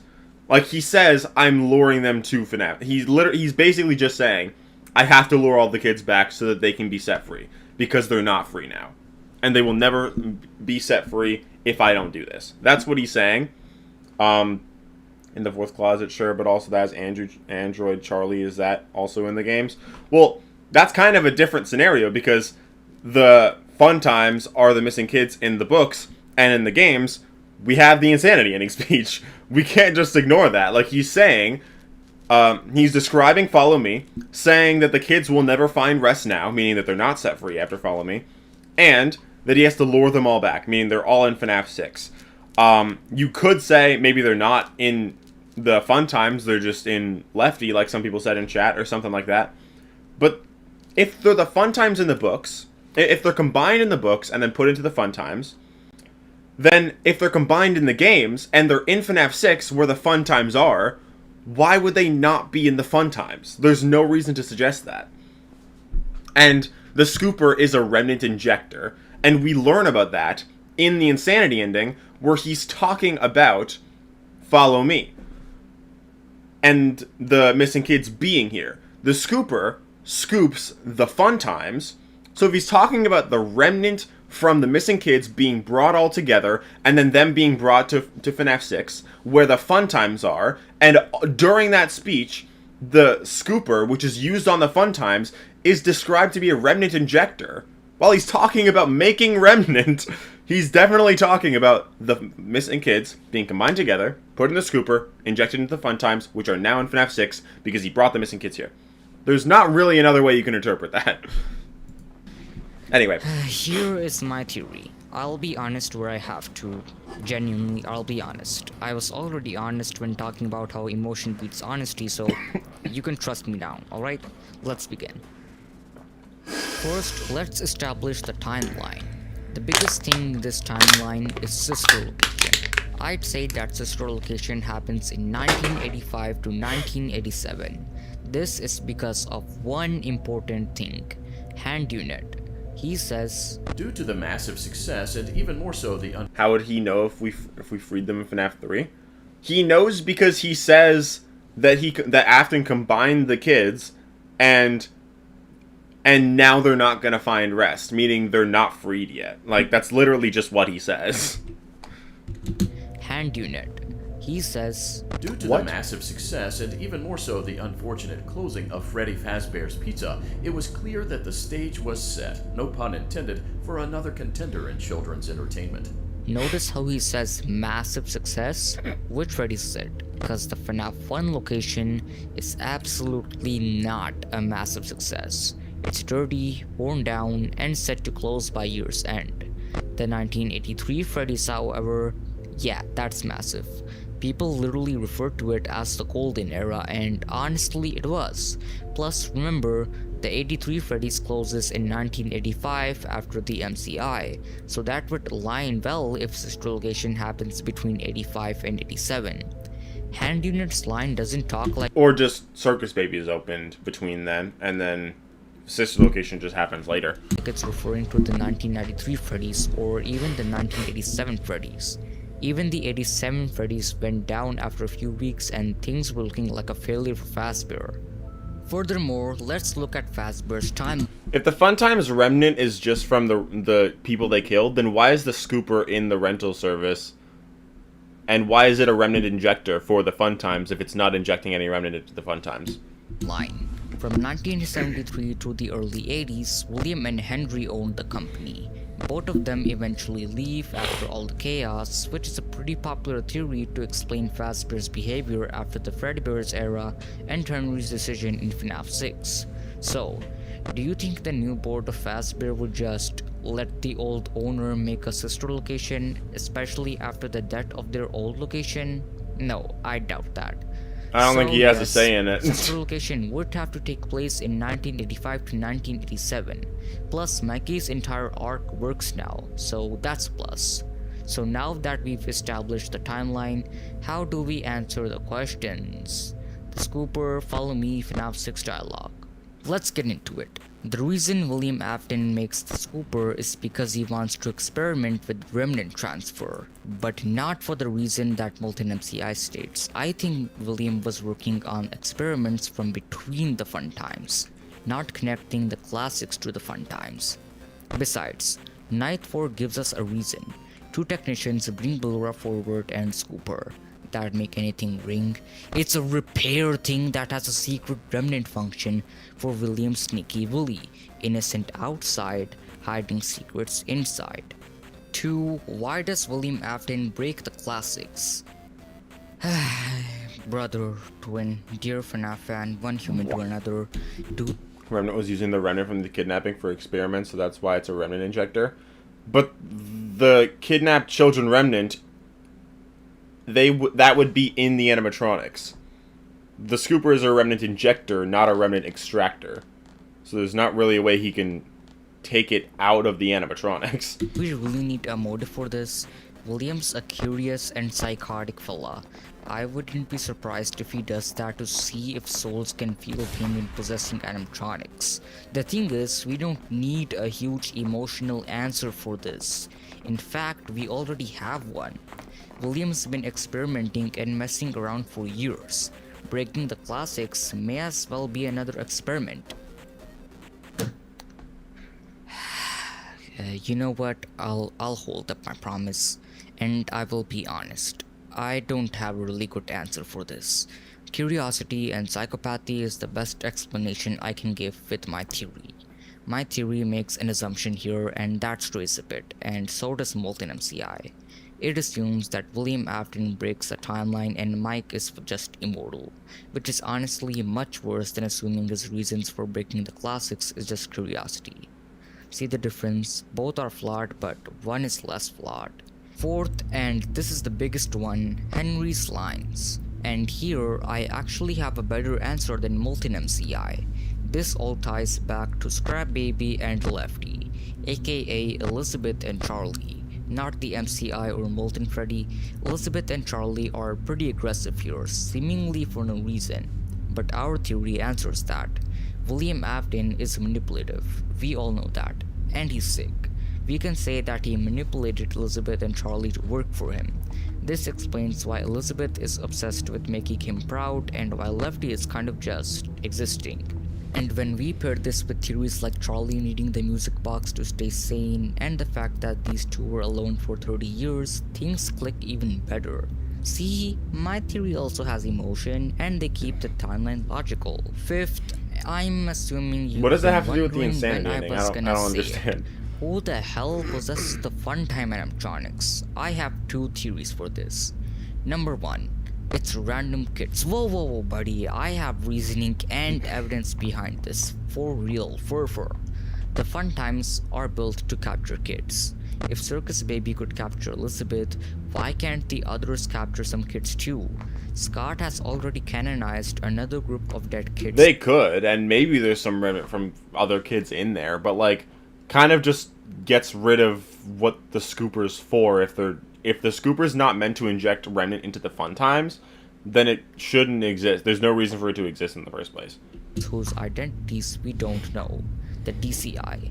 The fun times can work this way too, and honestly, it fit well for them. Plus, William would need more samples for his experimentation. Alternatively, we can introduce the toys into this. Some people who believe the toys are possessed say that parts of them may have been used for the fun times, like Funtime Foxy and Mangle. But you can pick whatever sounds better. For me, it's the first cause, well, logic and realism. Let me know what you think about the fun times possession down in the comments. And finally, what does Candy Cadet mean by his all 5 become 1 schmuck? I was ready to accept defeat here, before I decided to count the William manipulating Elizabeth and Charlie to work for him could make sense, but I personally think William accepted Elizabeth and wanted to work together with them. Yeah, but that's not what the insanity ending speech is about. Like, he's talking about luring them back to a familiar place. Like, he's clearly talking about the missing kids and luring them back to the safe room. Like, if you listen to the whole thing. I don't remember every word from it right off the top of my head, but and yeah, he manipulates them to work for him, or like to at least trust him in a way. But Elizabeth doesn't know that Scraptrap is Afton. She thinks that Henry is Afton. So like, she's just working with Scraptrap because she doesn't have a reason not to trust him, basically. So fun times, and looky here, there are 5: Circus Baby, Funtime Freddy, Funtime Foxy, Ballora, and Bon Bon. What is he doing here? Bon Bon actually is important. Look at the scooping room. We have the main 4 and also Bon Bon. That means Bon Bon is important. The other side, not really. Bon Bon is just part of Funtime Freddy. Arenas aren't here. Plus, Bon Bon has a different personality. Funtime Freddy is aggressive and straightforward, whereas Bon Bon hides and strategizes. We see this difference in the breaker room and in parts and service. Yeah, but Bon Bon is still a part of Funtime Freddy, yeah, though. I'll be honest again, this is a double-edged sword. It equally supports me and Molten MCI. Because, like I said, Scott sometimes likes to clarify things and make them clear, but he also likes to make them vague and kind of just screw with us. So yep, this is a double-edged sword. It both benefits and hurts me and Molten MCI equally. And that is why Molten MCI is wrong and what my theory proposes. This... I like how he was just like, this part of the theory supports both Molten MCI and my theory.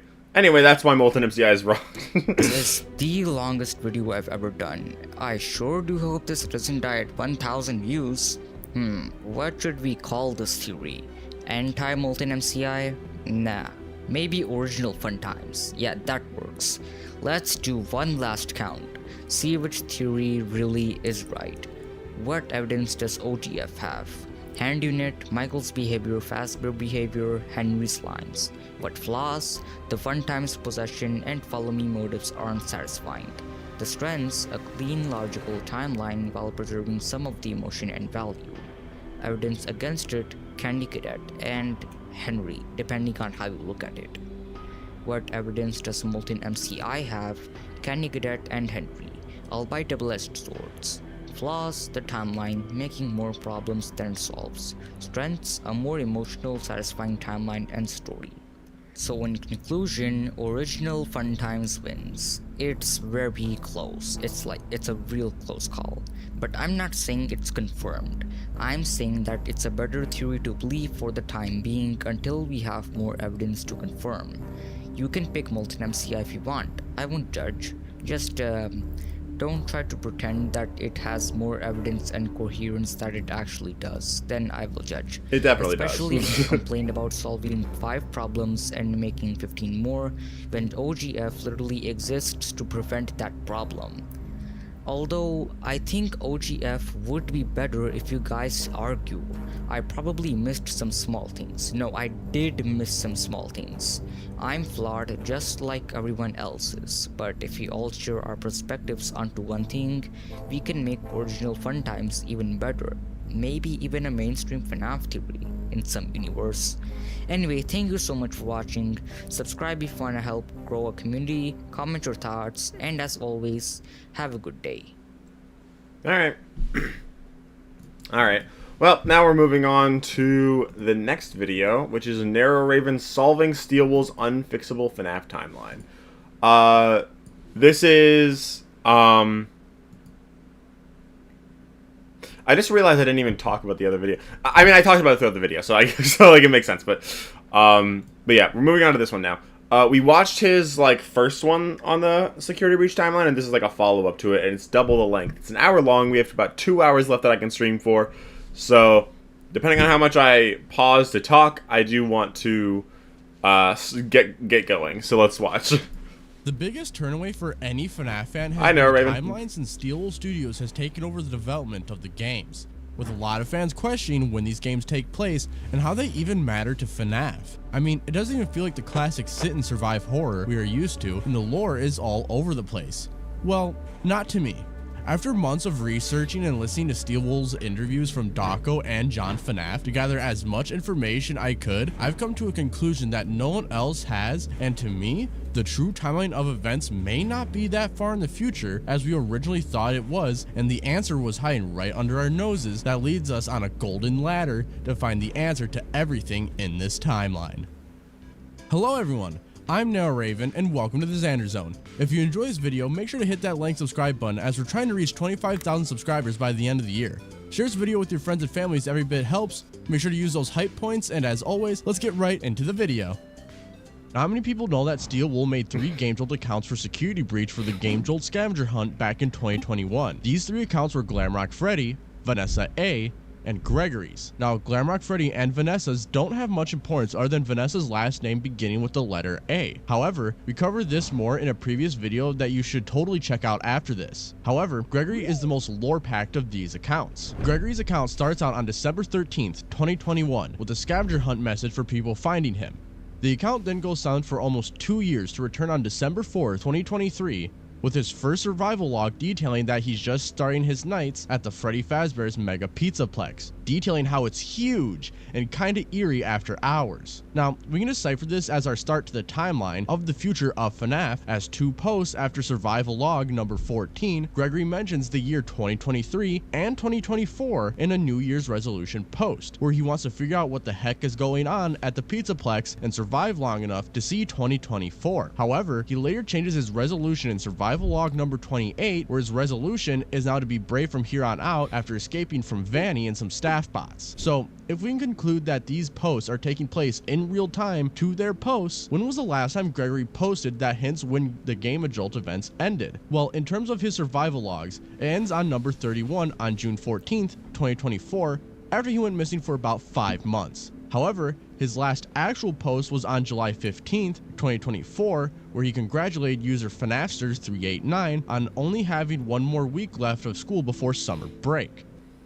Finally, another big game for the big dog. I don't really see the Game Jolt stuff as like that important, because it feels like it's just meant to be like Gregory stuff that only happens in real time with real life. So I don't really trust it that much for the dates. Same reason I don't trust the AR dates, just because like it's the date of when it happens in real life, probably not like the in-universe ones. And I can see why some people would think that it is the in-universe ones, but to me it just seems like it's meant to be exclusively just the real world dates. But I kind of get using it for evidence, but I don't think it's that solid. Though now that we have the timeline for the GameJolt account laid out, is this the events of Security Breach retold, or is it something brand new? And if so, when does it take place in relation to the main events of Security Breach? Well, the biggest piece of information we have for this is Glamrock Freddy and his behavioral differences from the Glamrock Freddy we meet in Security Breach. Gregory first meets Glamrock Freddy in survival log number 21.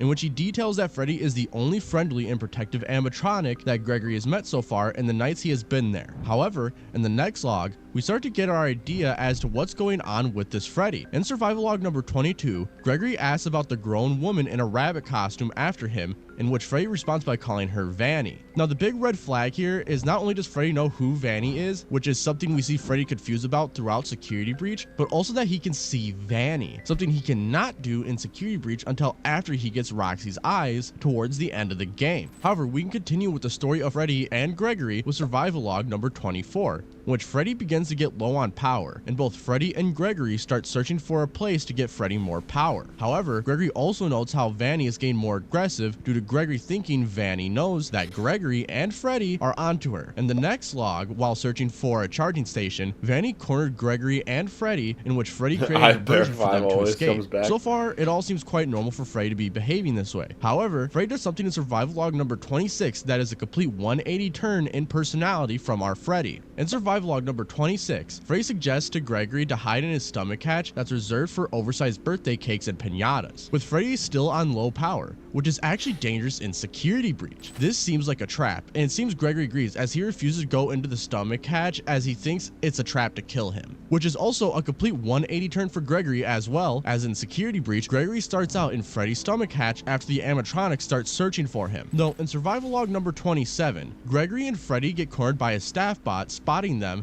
and Vanny coming from the other side, so they only have the animatronic infested daycare as an escape route. However, Gregory now agrees to get into Freddy's stomach hatch to get there, and rightfully so, is paranoid about doing this. Then survival log number 28, Gregory notes how he feels safe in the stomach hatch, but in the next log, Gregory notes that it is dangerous as Freddy's power creeps to 0 with every movement. So Gregory asks us if he should go and find some batteries to help Freddy out. After this post, Gregory goes missing from January 1st, 2024 to January 4th, 2024. What happened to his voice? He said that like the mic fixed itself like halfway through the video, which is in like 30 minutes. After taking a risky journey recommended by user MadHatter3551 to find 2 battery upgrades in which Gregory succeeds. Find them outside of the Salad and Sides bar and in a garage in Roxy Raceway, both being areas where we the player find the battery upgrades in Security Breach, raising another red flag that this isn't Security Breach, as when we start out playing Security Breach, Freddy only has 5 batteries, but by the end of the game, if we get the same battery upgrades, he goes up to 7. Though if Freddy already had these upgrades, why aren't they already there in Security Breach? Well, that's when I started to get the thought that what if this Glamrock Freddy in the Game Jolt story isn't the Glamrock Freddy we meet in Security Breach? After this, I took to YouTube to stream my findings and investigate it further, and there's a lot here that starts to make us think that this Freddy isn't the original one in both Security Breach and in Ruin. In Security Breach, there's a few instances where Freddy and others mention his casing being on a different endoskeleton at some point. The first instance you'll find of this is when Freddy gets kidnapped by Moon and put in parts and service, where Vanessa has this to say. If you're part of this, you're scrap. Monty will run the shows until parts and service can slap your casing on a new endo. Hang out here for a while. I gotta find that kid. I'm gonna skin you alive, This was Freddy. the first instance where I saw that Steel Wool was trying to point out to us that it's possible that any animatronic casing can be slapped on another endoskeleton in the event of one becoming damaged or faulty. However, the biggest part of this would be in the Endo Nursery, in which I just realized the beat background this just says section, 14 we a can bring bunch. Freddy to the Endo Nursery, in which Freddy has a breakdown, questioning if he's the first Freddy, if there's other Freddys at other locations, and more. Have I always been a Freddy? Am I Monty with a different shell?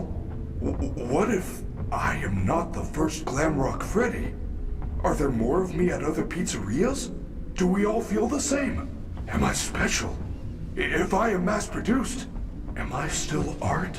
This was huge for me, as Freddy directly calls out he could just be a Monty programmed to be like Freddy, and that he may not be the first Glamrock Freddy at this pizzeria. I am not Fred. This is further supported in Help Wanted 2 in the Endo warehouse, where they also mention that these Endos are taught to be the next Pizzaplex star, including Freddy himself. Motivation chips encourage our youth to one day develop a personality and become the next Freddy, Chica, or TBD Pizzaplex star. Think of the staff bot in front of you as a blank canvas. Now, if you were listening, there was another peculiar detail that Dread Unit said here.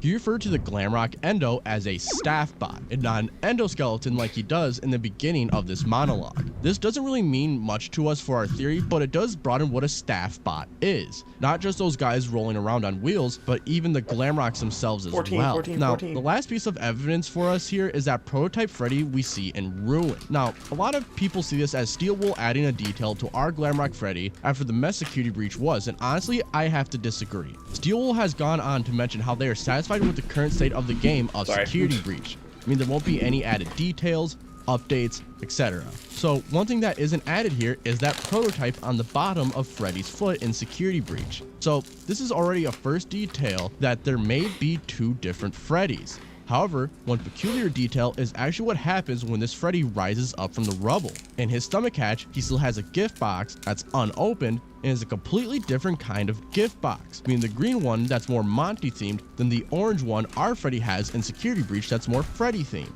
With all this evidence with these games slowly hinting to us that our Glamrock Freddy isn't the original, starting in Security Breach and has a consistent detail nonstop throughout all the games that take place in the future, I believe that this prototype Freddy is the Game Jolt Freddy that Gregory comes across, and it's even further supported by Gregory's last survival log. In survival log number 31, Gregory details how it's been really rough being on edge, and that he doesn't know who he can trust. Gregory further details how some of the faces he trusted the most were actually masks hiding something wicked. Gregory then says he'll spill the story when he's ready, but he doesn't know the right words yet. Sadly, Gregory never did spill the story to us, and that is when I believe Gregory was turned into Dr. Rabbit, aka GGY. Though, before we move on, I know some of you are questioning the canonicity of this, and I'm here to tell you that I believe it is in continuity and canon to the games, as by using these logs, we can perfectly trace Gregory's steps in Security Breach. Gregory starts out in the main lobby, and once everyone leaves, he emerges and goes to the bathrooms near the daycare, in which, while exploring the area, he starts to hear Moon following him due to the footsteps, laughter, and strange poses he strikes in the corner of Gregory's eyes. Gregory then goes to check every exit, however all of them are blocked off, trapping him in the establishment. After all the running Gregory has done, he decides to go and get some food with recommendations for L Chips, convincing him to eat over at L Chips.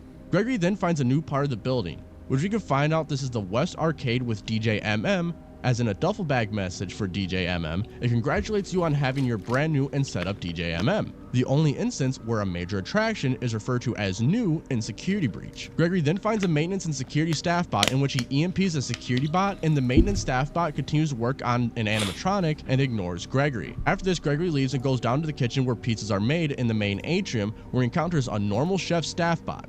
Next, Gregory finds a parade staff bot. This, we don't know where this happened, so if you have any ideas, please let us know. It's survival log number 19 if you'd like to read it yourself. After this, Gregory comes across a nurse staff bot that was eerily human-like. This I narrowed down to parts and service due to the wall and floor tiles being similar to Nurse Dolly's hospital, having the only MCM-like computer in all of Security Breach, not counting Ruin, endos and cages that in Morse code spell out AI, and a singular chair to hold animatronics while they're being repaired, similar to what happens with Captain Springlock, and more.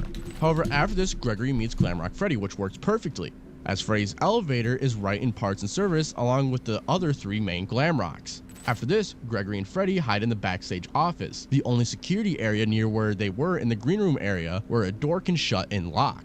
Then they go to the left doorway and go that route to a charging station in which they get cornered and escape to Kids Cove to reach the daycare. Gregory then goes back to the main atrium to get the battery upgrade by the Salad and Sides bar, then Roxy Raceway to get the other battery upgrade before disappearing and finding something wicked. So to quickly recap everything we just covered, the events of the Game Jolt account are not the same as Security Breach, taking place from December 4th, 2023 to July 15th, 2024. From this, we were able to conclude that the Game Jolt Freddy and the Security Breach Freddy are different in many ways, such as lacking the battery upgrades Game Jolt Freddy has, the behavioral difference, and more, alongside DJ MM and the West Arcade being the newest attraction in the Pizzaplex due to the descriptions given to us by Gregory and in the duffel bag message for DJ MM's installation. We've also established that at the very least, the staff bots are the robots on wheels and the Glamrock endoskeletons as well, which could apply to the main Glamrocks themselves as well. We've also established that Dolly's Hospital was remade in the Pizzaplex in the parts and service area due to the descriptions of the staff bot that is there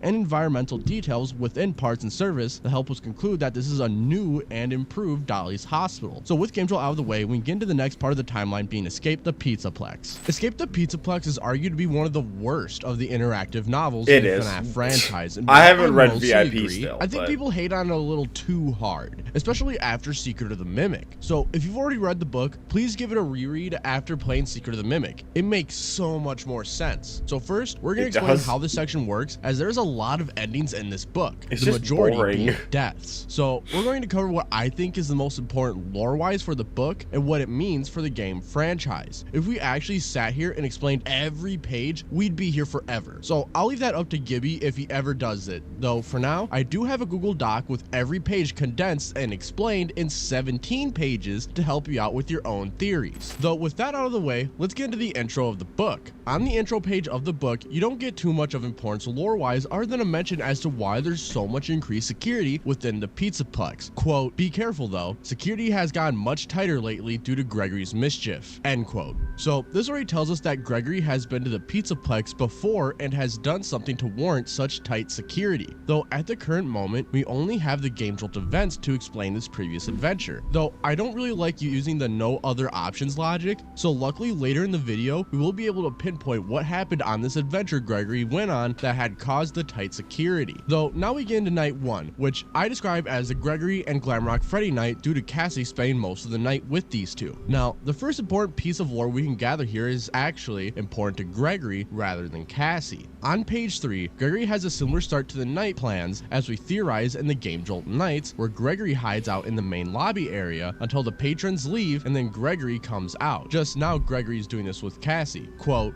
"You and Gregory hide and wait for the last of the Pizzaplex patrons to trickle out of the front entrance. Everyone's gone. Let's go." End quote. Now the front entrance is obviously the main lobby, so I don't feel I need to explain that aspect of it. However, after this page, on page 4, Gregory takes Cassie straight to the green rooms to meet Glamrock Freddy, where in which they agree on playing hide and seek. Quote, "Where are we headed?" Man, I wanted to know where they were headed, god damn it. Okay, good for you, man. he says, but gestures for you to keep following. You realize your destination soon enough. Heading past the main stage, you enter the hall where the mascots, the Glamrock animatronics, have their green room. Hello, Gregory. Hello, Cassie. Are you ready to play a game? Game? What game? Tonight we're gonna play hide and seek. You and I are going to hide, and Freddy's going to seek.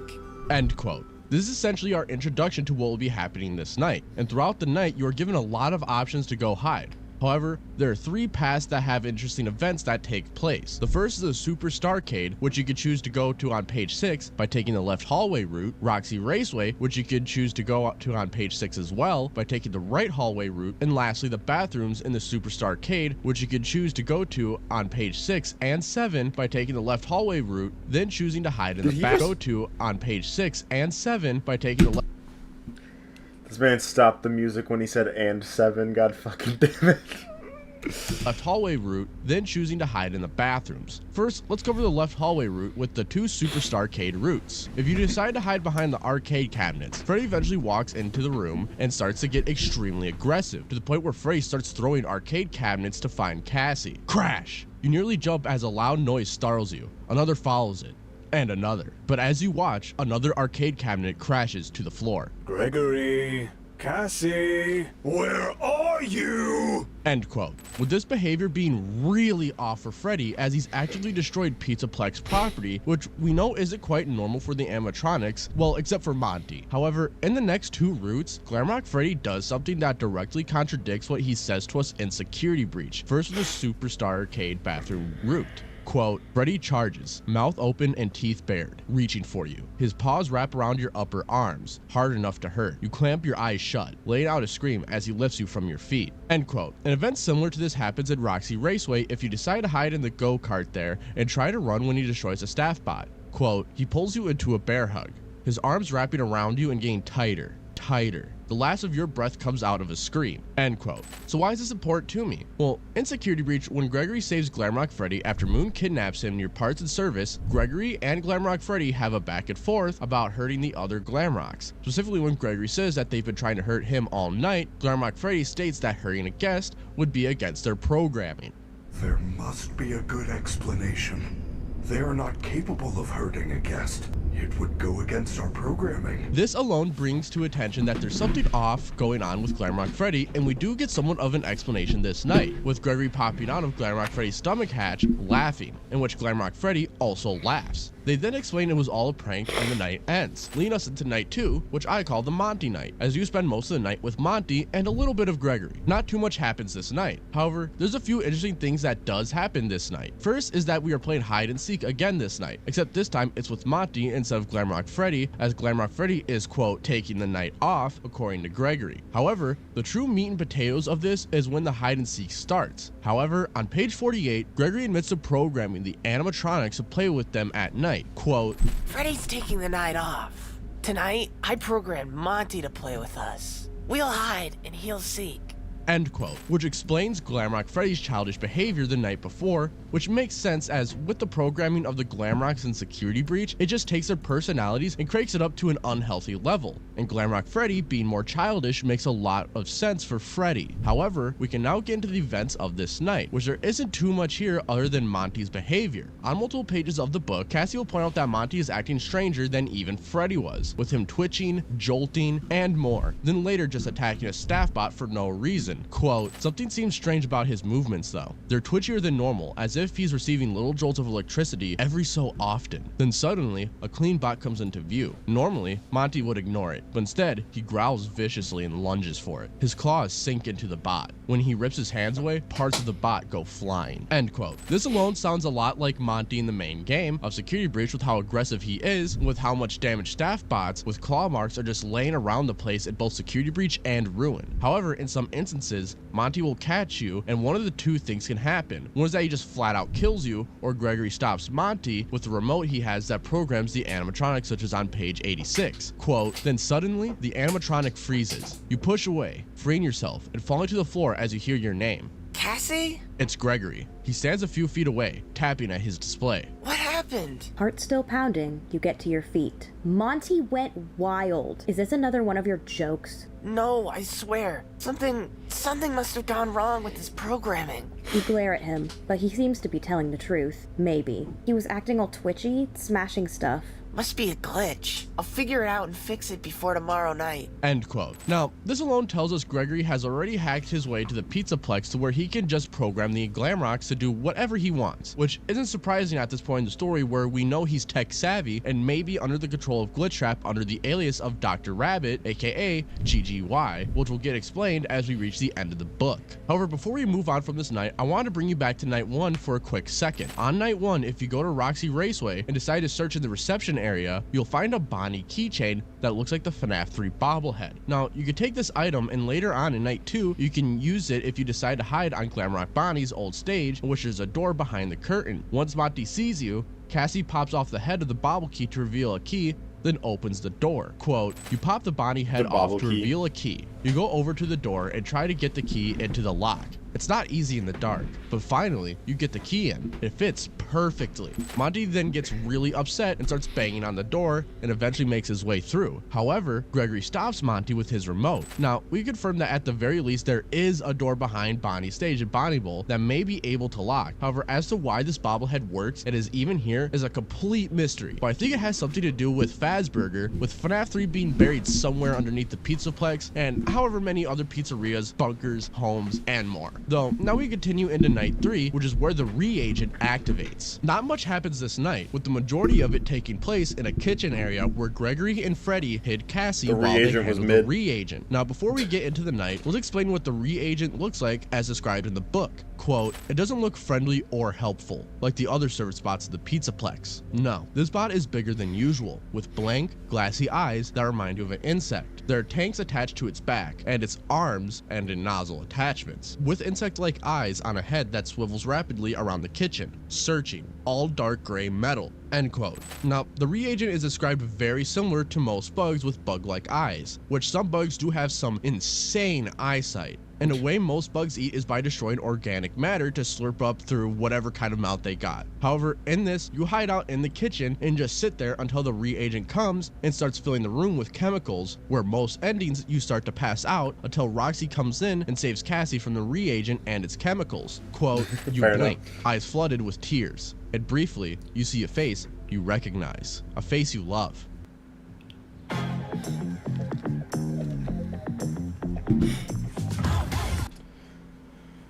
So far, I'm feeling like this is a lot of talk about Escape the Pizzaplex, but I'm not really seeing how it's that relevant. At least yet. Like, I assume it will be as it goes farther along, but...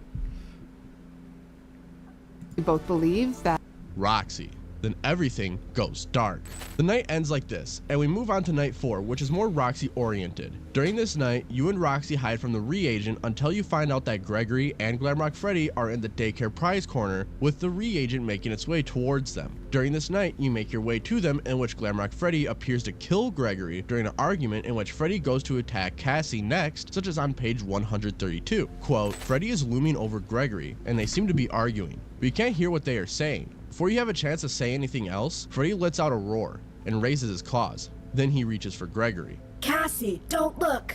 Roxy pulls you away, turning so your face is pressed into her side. Behind you, Gregory lets out a blood-curdling scream. When Roxy's grip finally loosens and you are able to turn back, Freddy is holding Gregory, who is limp, dead. Suddenly, Freddy's head snaps up, turning your direction. He snarls again and begins running straight for you. End quote. Later on page 137 and a few other routes, it's revealed that this was all a prank set up by Gregory and even Roxy was in on it. Quote, reluctantly, you open one eye. Freddy is standing a few steps away now. His chest opens to reveal Gregory, very much alive. He jumps down laughing. Freddy joins in, and worst of all, so does Roxy. You were in on it too? Gregory said you liked being scared, that it would be fun. Didn't you have fun, Cassie? No! You cry. You glare at Gregory one last time and run off. End quote. This essentially ends the night with Cassie running off and night 5 starting with Cassie hiding in an old supply closet all day and into the night until Roxy finds her, in which Roxy tells her something is wrong with her programming that'll make her turn on Cassie and attack her on page 169. Quote, I should have known what happened wouldn't be fun for you, but I didn't, and I'm not sure why. What do you mean? I'm not sure, only that I don't think I am acting normal. Something is off. Roxy, have you scanned your programming lately? No, I haven't, but that's a good idea. Please wait. You wait patiently for a few minutes until her features brighten again. Immediately, she frowns. Oh no, Cassie, you were right. My programming has been tampered with. By Gregory? Yes, he altered it so that I would assist him in his prank last night. But I found something else too. Something much, much worse. He's altering my program so that I will turn on you, Cassie, and attack you. End quote. This alone sets up our night, and it leads to a connection so major that explains one of the more weird mysteries of Ruin. During this night, you try to run to the main computer room to repair Roxy. Now, some of these routes you do fail and Roxy kills Cassie. However, if you do make it, Roxy will plug herself in, and before you start work, you see the reagent in storage through some cameras. Now, depending on the route you take, you'll get asked one of two questions. The less important one of the two is asking rock, paper, or scissors, which rock is the only correct answer because, and I quote, Roxy likes to rock. Yeah, that's an actual line in the book. It is the most cringe line in this book. However, on the next route, something interesting is asked. The question is literally just red, yellow, or green, which at first glance doesn't really seem important. However, when you select the answer of green, you're greeted with a green smiling face and Roxy is repaired. This smiling face does not appear in the other route. So this got me thinking as to what the importance of the color green to Roxy is, and I think I figured it out. Recently, I did a stream going through Security Breach, Ruin, and Help Wanted 2, investigating everything with this book,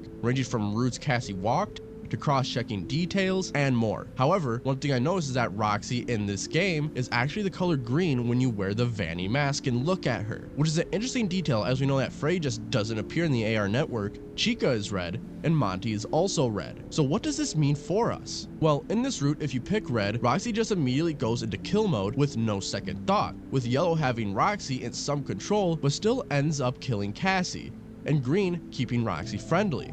So with this and what we see in the AR network, we can get a conclusion as to what's going on with the animatronics. Any red animatronic has most certainly been tampered with, making them the most aggressive they can be and not having their own thoughts. This would mostly apply to Monty and Chica since in the AR network they appear as red, wired silhouettes of themselves. Next is yellow, which we don't see anything appear as this in Ruin. However, we include this as being in control of your thoughts but not your actions, as in the ending with selecting yellow as the answer, Roxy apologizes constantly but her actions don't stop. Then green, which means they are friendly and won't hurt you. This is how Roxy appears in FNaF Ruin in the AR network, and it lines up with how she acts towards Cassie once she hears her voice in Ruin since, well, she can't see, so the only way for Roxy to identify Cassie is by hearing her. Though, there's an issue here with Roxy still being aggressive in Security Breach, and that's where the timeline of Escape the Pizzaplex comes into question of if it's before or after Security Breach. And here I have an idea. I believe that Escape the Pizzaplex takes before the events of Security Breach, but after the events of the Game Jolt account. And a good way to tell this apart from one another is a secret ending, which we'll get into in just a moment, I promise. After you select the right answer in either route, the reagent gets released with a singular objective, which is sole target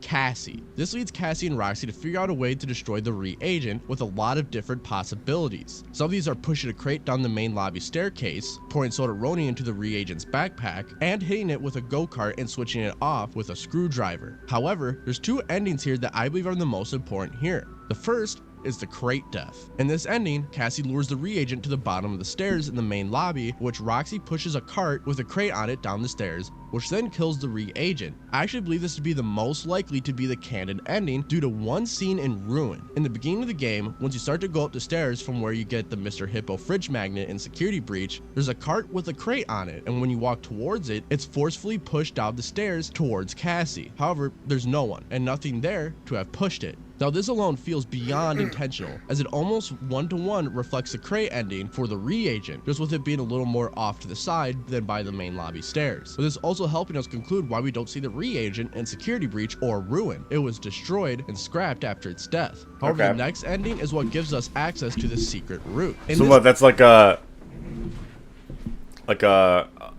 spiritual revenge or whatever from the reagent, like sending that cart back to Cassie in a way.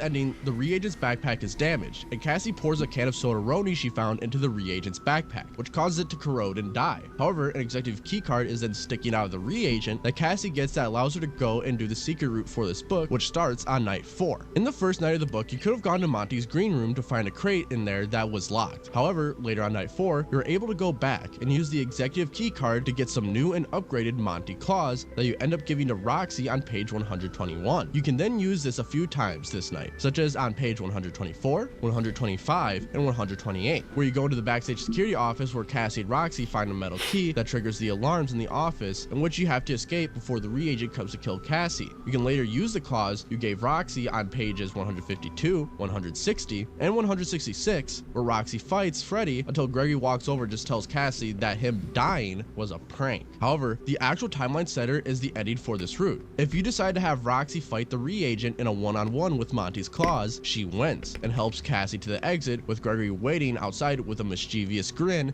and asks Cassie, "What game do you want to play tomorrow?" OLG's Powerbox Cleopatra is a new way to play for a big jackpot. Reagent's revenge, yeah. The reagent is the new Chipper. Now, how does this help me piece together where Escape the Pizzaplex is in the timeline? Well, it's actually due to Gregory's behavior throughout this book. Gregory, while rude in Security Breach, is later nicer in Ruin, as well as how he acts in Game Jolt, being completely friendly and not too mischievous, at least not going as far to harm humans or animatronics. With him hacking the Pizzaplex constantly, and the animatronics, this feels like prime Dr. Rabbit and GGY territory in the timeline, with Gregory pushing boundaries, hacking the animatronics, and even the Pizzaplex at some points in the story, such as going behind where Glamrock Bonnie would be in Ruin and the door locking behind him, and even at one point programming Roxy to kill Cassie. This would be the perfect sequel to the events of the Game Jolt accounts and a prequel to Security Breach. So to recap what we just went over, Escape the Pizzaplex takes place after the events of the Game Jolt accounts, but before the events of Security Breach, with Gregory being under the control of Glitchtrap and hacking the animatronics to act similar to how they do in Security Breach, even going as far as to program Roxy to kill Cassie.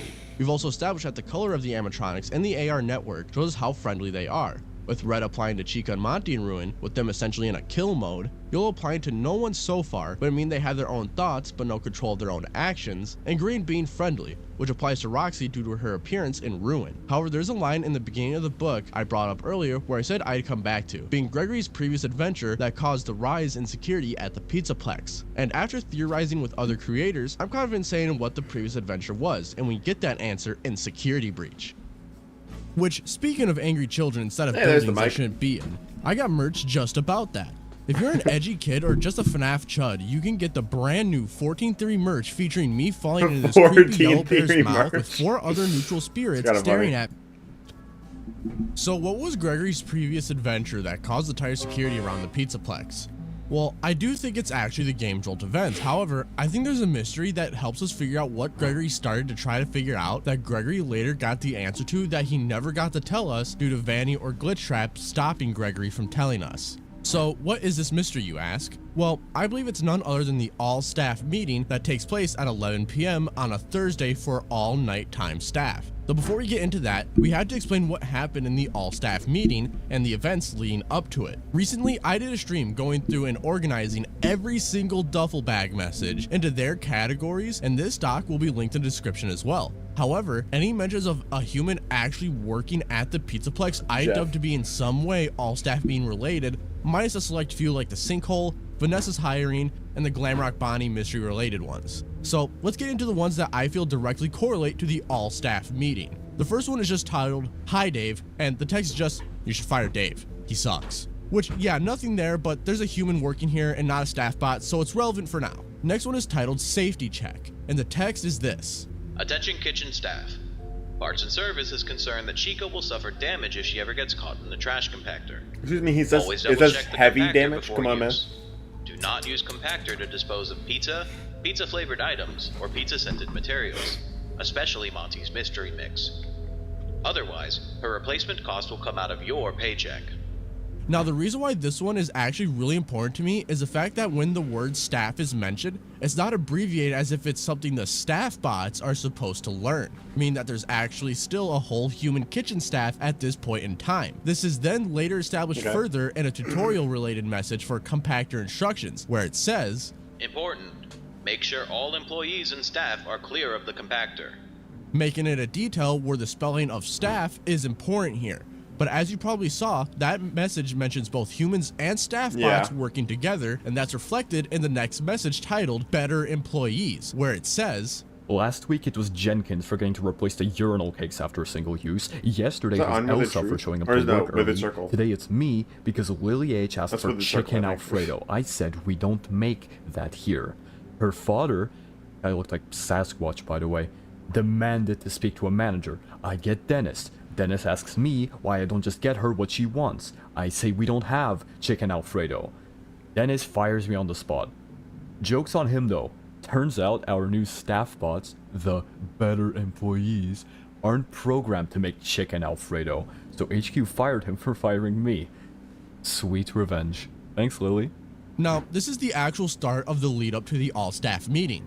This details that once some employees just started to suck at their jobs and gained a lot of complaints about said employees, Fazbear Entertainment decided to make the staff bots as a way to have an automated and quote-unquote perfect employee that can't make any mistakes. This is further backed up in a future game that we will get into in just a moment that will help us build our narrative for this meeting. The next one actually questions the security of their jobs, literally titled "Job Security," in which a character is worried about Leo as he was the only one who had a copy of the maze control key. Where is everyone? Leo was the only one who had a copy of the maze control key, but I haven't seen him for months. Maybe that creepy bot knows where the key is? Leo was supposed to train it to work the maze. Instead, he tricked the bot into doing busy work under the daycare theater. I'll check after the all-staff meeting tonight. So this helps us confirm that to implement the staff bots, Fazbear Entertainment was firing really anyone for any reason they could find. And now we get to the all-staff meeting. This next one just mentions it, titled "Question," where someone just worked a 14-hour shift. "Are you going to the staff party?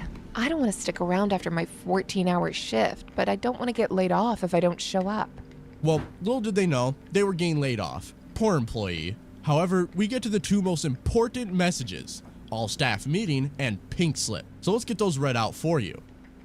Moi, I play online for a chance to win a package to experience pure luxury at Fairmont Hotels. Stop playing alone. Shut up, man. No one cares.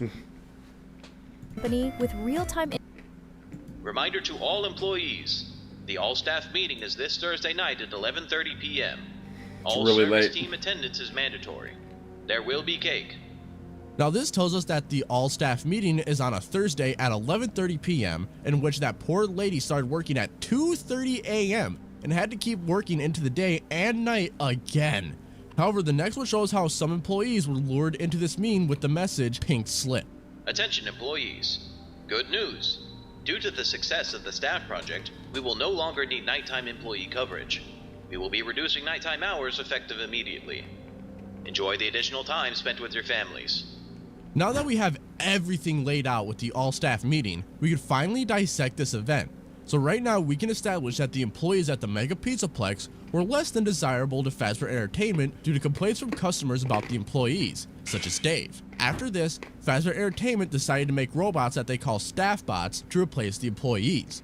They first started to do this with daytime jobs, specifically the kitchen staff first, as that's the only job title we see gain actively replaced throughout these logs, and later the mazer-sized operator Leo later on. Once these daytime jobs were mostly replaced and Fazbear Entertainment saw how efficient and low cost it was to just have these staff bots doing these jobs instead of humans, they then started to replace nighttime jobs and construction jobs. In case you're wondering where I get the construction part, well, in the sinkhole related messages such as sinkhole, power drain, and old elevator, they all detail a team of human construction workers that are working on Roxy Raceway. However, later on in Ruin, we actually see staff bots working on the Pizzaplex and even some posters that advertise this in Ruin and Security Breach. However, the nighttime staff got the worst of the incident, as where you get the all staff meeting message is right outside of this destroyed room, right outside of where the trash compactor is. As you can see, it's trashed, as if there was a struggle of some sort during this meeting. And this is where I get my suspicion that this was not a all-staff meeting, but rather a massacre of the last few employees at the Pizzaplex, as Fazbear Entertainment just wanted them gone and didn't want to wait for a reason to fire each person one by one. And this is where I believe that we start to get our answer to what happened. And I have two answers for you, as we can't pinpoint one answer here. So let's get into our first answer. The staff bots were used to kill the nighttime staff. So where do we get our evidence for this route? Well, as previously mentioned, the amount of trashed items and thrown tables, chairs, and more in the all-staff meeting room, which could most certainly prove to us that a group of staff bots did this. However, we can get more evidence for this from Help Wanted 2 and Security Breach. In Help Wanted 2, we can play mini games as a human in a robot-controlled Pizzaplex, in which, when we mess up, such as in Makeup staff bots, and in L Chips, the staff bots grow angry if we mess up or take too long, and in Fizzy Faz if we don't give the brakes from working, all of which are human mistakes or an effect of faulty staff bots. This is backed up by lines in both Makeup Staff Makeover and L Chips. Be quick about it. Do not make them miss their cues. Supernumerary talent can hold a grudge. It is best practice to stay on their good side. Receive a new order and the cycle repeats for the rest of your life, or until you get old and are replaced by someone younger. Get Like the a staff orders bot. right or you will be severely reprimanded. Like murder. As well as in L Chips, if you take too long, the server bots will actively insult you for being slow at your job. However, what's scary is what happens once you mess up enough times. In all these mini games, the staff bots are the ones that jump scare you and cause a game over, and not any other animatronic. This raises a few alarm bells, as this shows that the staff bots are willing to kill and destroy if it means efficiency. We even see this with DJ MM in his mini game, where if you mess up enough times, he also grows annoyed and kills you. Same with Roxy in her makeover mini game, and even Freddy in his freezer mini game. Which, before we established that the Glamrock Endos are staff bots, and well, now we can confirm that the Glamrocks themselves are also staff bots. Then we can also conclude that if someone were to just program them to kill someone, they would do it, as seen in the Vanny ending of Security Breach. We even see this possibly done to other staff bots in Security Breach, with the scene of 4 animatronics surrounding one destroyed staff bot. The amount of destroyed staff bot parts that look similarly damaged to how Glamrock Freddy is damaged in that Vanny ending, and possibly even the Nightmare staff bots. So with all this, we can say that it is possible that the staff bots killed the staff that attended the all-staff meeting. However, another big question is raised. Where did the bodies go? Well, that leads us into our second explanation, the reagent. The one thing that is quite literally meant to destroy organic material left around the Pizzaplex. We know from Dolly's hospital that we, a human, are seen as organic material that needs to be removed. So with the reagent, an animatronic meant to literally... You know, I wouldn't be surprised if, like, the all-staff meeting took place in a room where you need, like, I don't remember if you needed level 5 or something security pass to get into there. But I don't think you can get over there unless you have a certain security pass anyway. So, like, if maybe you need a specific security pass, and when you get there, everybody's, like, security is taken away, so then they can't get out. And then they, like, release the reagent or some other animatronic or, like, the mimic or something like that just in that room, so nobody can escape, so they all just get murdered at some point. That could be kind of interesting. And that would give purpose to the reagent, I guess. You clear out rooms of organic material in literal minutes, and a room with garage doors, and a sign of a struggle. The reason this place is trash is due to the suffocating gas the reagent shoots out. Now, of course, we could also go the third route of it was a mix of these, but between these three options, we really can't flat out confirm one of these. So before we move on from this, the staff I think it just gives a reason for the reagent to get a lot to of exist. complaints. So when Fezra Entertainment had enough, they made the staff bots, a new kind of bot to replace the jobs of human employees. They start with daytime jobs such as kitchen staff and machine operators, and once this was successful, they moved to the night shift. At first, they gave them less work time to test out the new security staff bots, and once this was successful, they called for an all-staff meeting at 11:30 p.m. on a Thursday, in which signs of a struggle occurred and no further mention of it. Unlike the story of the girl who couldn't make chicken Alfredo, where even after she was fired, she left one more message. We conclude that our most likely candidates for this massacre at the all-staff meeting was caused by either staff bots, the reagent, or both, by using evidence from Help Wanted 2 and Security Breach to prove that staff bots care more about efficiency than moral actions. This then leads us to believe that the mystery Gregory was investigating at the Pizzaplex and the Game Jolt events was the all-staff meeting, where he later found out about the reagent and its purpose, as well as the crimes Fezra Entertainment committed that later led to Gregory being controlled by Glitchtrap, turning him into GGY, leading us into Escape to Pizzaplex and Security Breach. So now we have to figure out when Security Breach takes place in the timeline. And as I covered this in a previous video, I'm going to cover the important aspects here. In the daycare, there's a whiteboard that details days for parties in the Pizzaplex, all of which that take place in March. However, before we actually decipher anything, let's learn how to read these lines of text. So going from left to right, the first thing to note is how many guests are attending and which animatronic is attending this party. We can decipher that FR is Freddy, MY is Monty, RX is Roxy, and CH is Chica. The next would be the party package and the number that corresponds to it. This won't be too important to us here. Next is the date the party is taking place, and lastly what the event is for, which we could decipher BD is for birthday, GNNA for general or non-applicable, grad for graduation, and BATM for bat mitzvah. A lot of you called me out for getting that wrong in the last video, so thank you for correcting me. So let's get into these rooms. Well, first we could find out that there's specifically 5 birthdays that are taking place in March, all of which take place on the 14th or 15th of March, minus one room, party room 4, which is on the 9th of March. This already rang a few alarm bells, so I went to check this room out, and there's a lot to unpack here.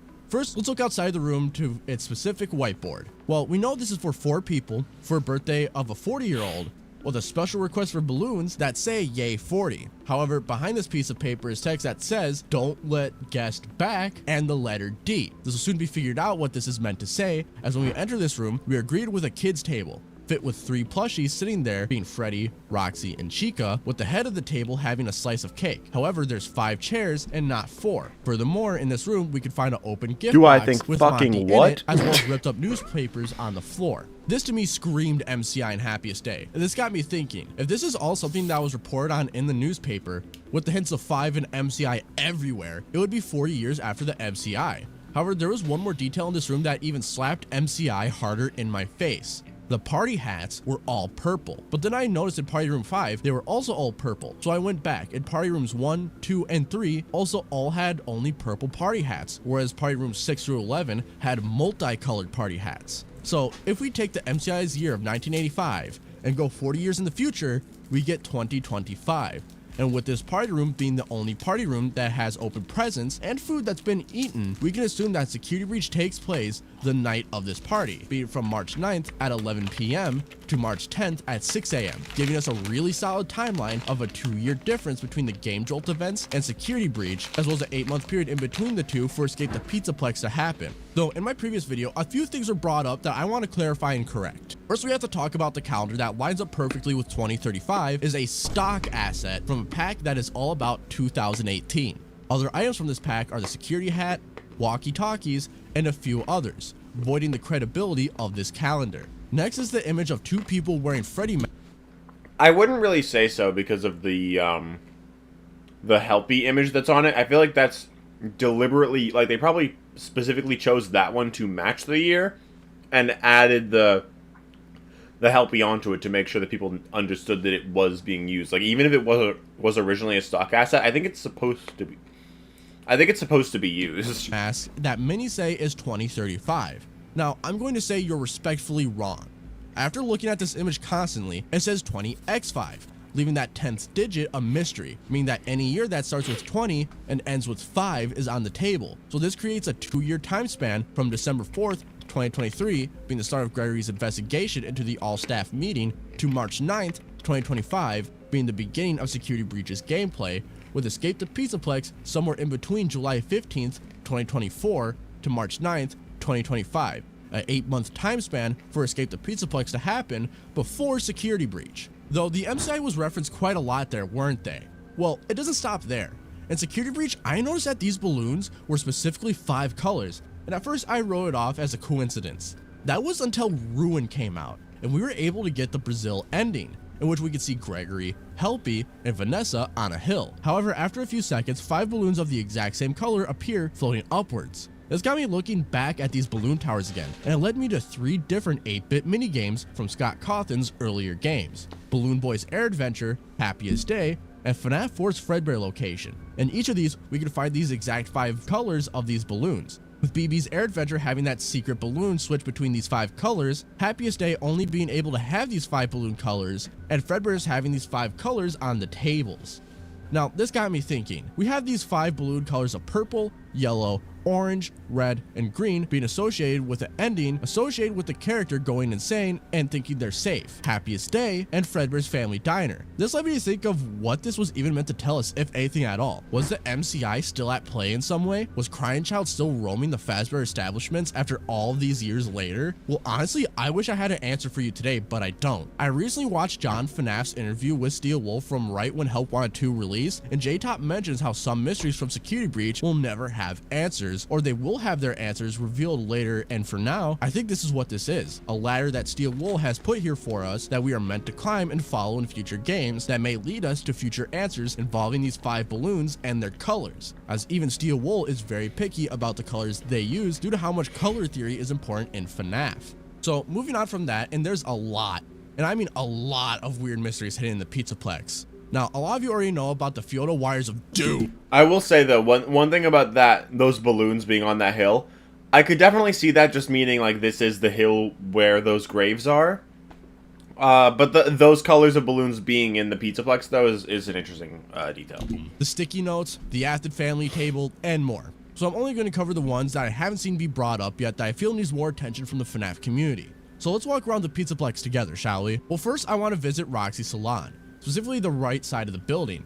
Now, fellow theorist Fazbear Entertainment Corporation pointed out to me that over here there are gas pumps that say high octane 87 gasoline, which is already really odd as high octane gas typically ranges from 91 to 94. So putting 87 here is already weird, but so far it's just a reference, right? Well, if you turn around and look to your left, you'll see a purple car made out of blocks from the daycare. This feels like Midnight Motorist 87 evidence right here, but I want to see if there's anything else in the Pizzaplex. Though, before I get carried away here, I want to actually explain why I'm bringing some of these mysteries up. In John FNaF's interview with J-Top, J-Top had something rather interesting to say about how they hide their lore in their FNaF games and how much has actually been found in Security Breach.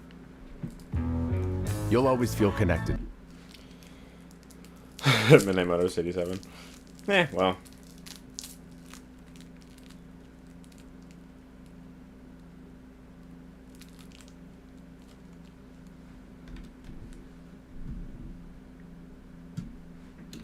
Not to look too into that a little bit. Are you ever shocked that no one has picked up on something that you were trying to put out there? You know what's funny is I'll make these comments where I'm like, oh, I'm gonna do this thing in YouTuber bait. People are gonna love it. Oh yeah, I have YouTuber bait. I'm like people are gonna love this. Don't and I'm like, that. I'm gonna put this thing in here and people are gonna love this, and then you're like, and then if people don't say anything about it, I'm like, oh, I thought it was being like really obvious, but maybe it was being too subtle. Oh my gosh, that's terrible.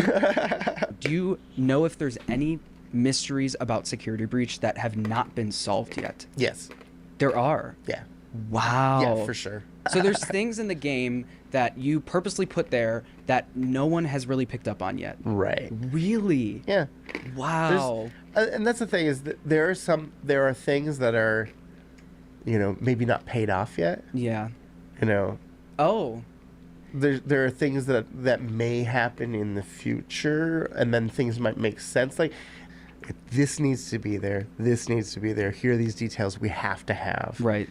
and we have 90 people in the studio, and a lot of people working on and owning their own portions of that. Yeah. Everything gets reviewed. So if somebody adds a thing in the corner somewhere, oh, this over here, that sends the wrong message. So, that somebody might put something in and be like, oh, I thought it'd be cool if, and we're like, hold on. Right. No, that right. can't It could be interpreted here. some way different way. Yes. And so, we really want to avoid those like misleads. Interesting. Yeah. Interesting. So Steelwool is specifically giving us obvious placements for things that start us on a scavenger hunt that leads us up a ladder that has answers at the top. And we as a community have not noticed some of these mysteries. Some of these mysteries are those balloons, the 87 high octane gas, the plushies hidden in each green room in Rockstar Row, the 2 marionette plushies hidden in Security Breach, and so much more that if I listed all the weird details I noted while going through Security Breach and other games, that'd be a video in itself. So FNaF community, go back through these games and see what obvious detail we may have overlooked you can find and see if it goes anywhere. Help Wanted 2 is a pretty straightforward game in terms of its timeline, with it taking place after Security Breach but before Ruin. As in the base ending for this game, the ending starts off as the moment where Cassie gets the Vanny mask from the mask bot in Ruin. And then after this game, Ruin happens. Now, a lot of the mysteries have been picked apart in this game, from this table referencing Charlie dying at a Freddy's location, the memories referencing the MCI, and now Charlie yet again, to even Helpy in a way referencing Michael Afton being on vacation with an exotic beverage. This game has been picked apart. So at this point, I feel it's time for a recap on this crazy video. So what did we all cover in this video?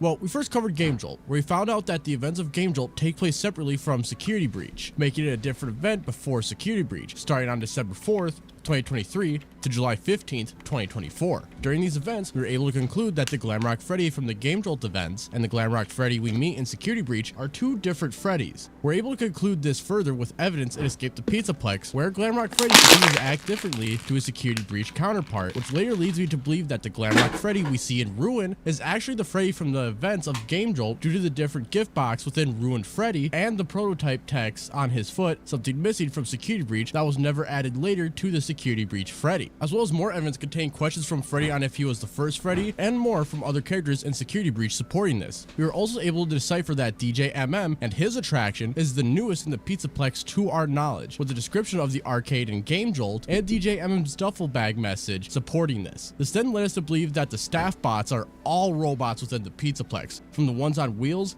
to the endos to even the Glamrocks themselves, with further evidence from Game Jolt and Help Wanted 2 where the Glamrock endos are referred to as staff bots. The last thing we learned from Game Jolt was that Dolly's Hospital has been remade for the Pizzaplex in a more modern sense within parts and service. After Game Jolt, Gregory gets taken over by Glitchtrap and becomes Dr. Rabbit, then leading us into Escape the Pizzaplex, which takes place between the 8-month gap from Game Jolt and Security Breach. We were able to confirm this with the fact that Gregory was willing to kill Cassie and even was already hacking the animatronics to act the way they do in Security Breach. We were also able to figure out from one of the endings that the colors red, yellow, and green show us how aggressive an animatronic is in the AR world in Security Breach, with red being full hostile, yellow being mindful but hostile, and green being friendly. In Security Breach, we were able to figure out the events of the game take place from March 9th, 2025 to March 10th, 2025, after the party for Yay 40 took place, using the party rooms in the daycare to help us confirm this, as well as debunking the calendar and showing that the Freddy Masquerade image is 20x5 and not 2035.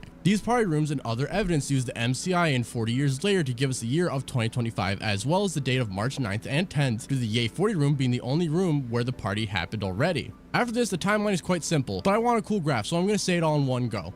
Game Jolt takes place at the beginning of Gregory's timeline, on December 4th, 2023, and ending on July 15th, 2024. Where Gregory finds out about the all-staff meeting's truth and is turned into Dr. Rabbit by either Vanny or Glitchtrap. After this, Escape the Pizzaplex happens where Gregory and Cassie mess about. However, Cassie learns about the evil in the Pizzaplex being Gregory and the reagent, where Cassie goes on to fix Roxy, kill the reagent, and escape Gregory for the time being after 5 nights. After this, we get to Security Breach, which takes place on March 9th at 11 p.m. to March 10th at 6 a.m., where Gregory survives the Pizzaplex, destroys the animatronics, and depending on what ending you believe, frees Vanessa from Glitchtrap's control. Sometime after this, Gregory and Vanessa go to lock up M2 in the basement of Freddy Fazbear's Pizza Place and succeed, installing the Mex's machine and leaving the Mimic locked down there. We then get into Help Wanted 2, where a character connected to the Bonnie mask is in the old Freddy Fazbear's Pizza Place establishment. Throughout this game, he collects memories of the MCI and Charlie and the Faz Force figures that will lead him to 2 different endings. The first one we'll talk about is one where he now becomes the Princess in Princess Quest and kills Glitchtrap once and for all. The other one is where he gets turned into Maskbot at the beginning of Ruin to give the Vanny mask to Cassie, thus kicking off Ruin, where Cassie tries to save Gregory while repairing Roxy and Chica and saving Monty by putting him down due to how far gone he is. After this, she finds out that Gregory isn't actually Gregory, but rather M2 mimicking Gregory, and Cassie runs away after Roxy buys her time and while in an elevator falls down, leaving a cliffhanger for the next game set in the future.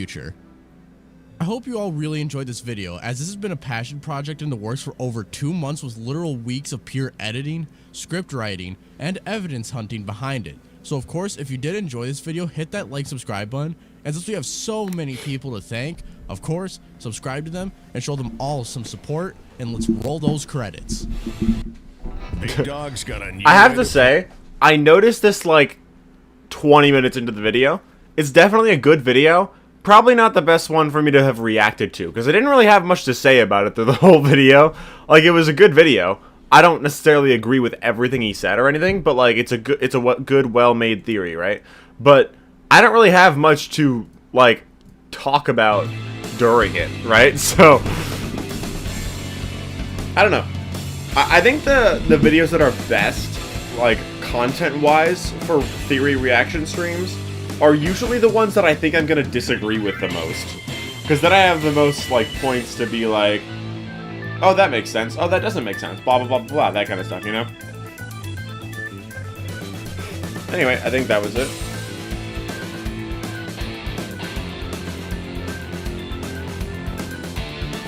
Because you know it's true. Does that say part 2?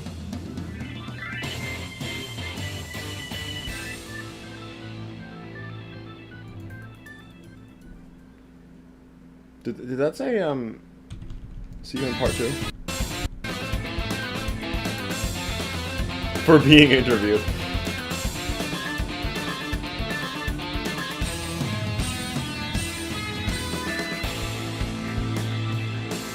Cassie will return. Gregory will return. Glamrock Freddy will return. Roxanne Wolf will return. Oh yeah, I'm not done. See you for part 2.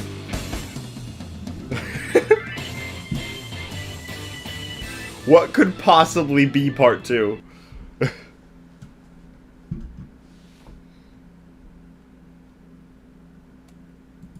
And this is 4 months ago. So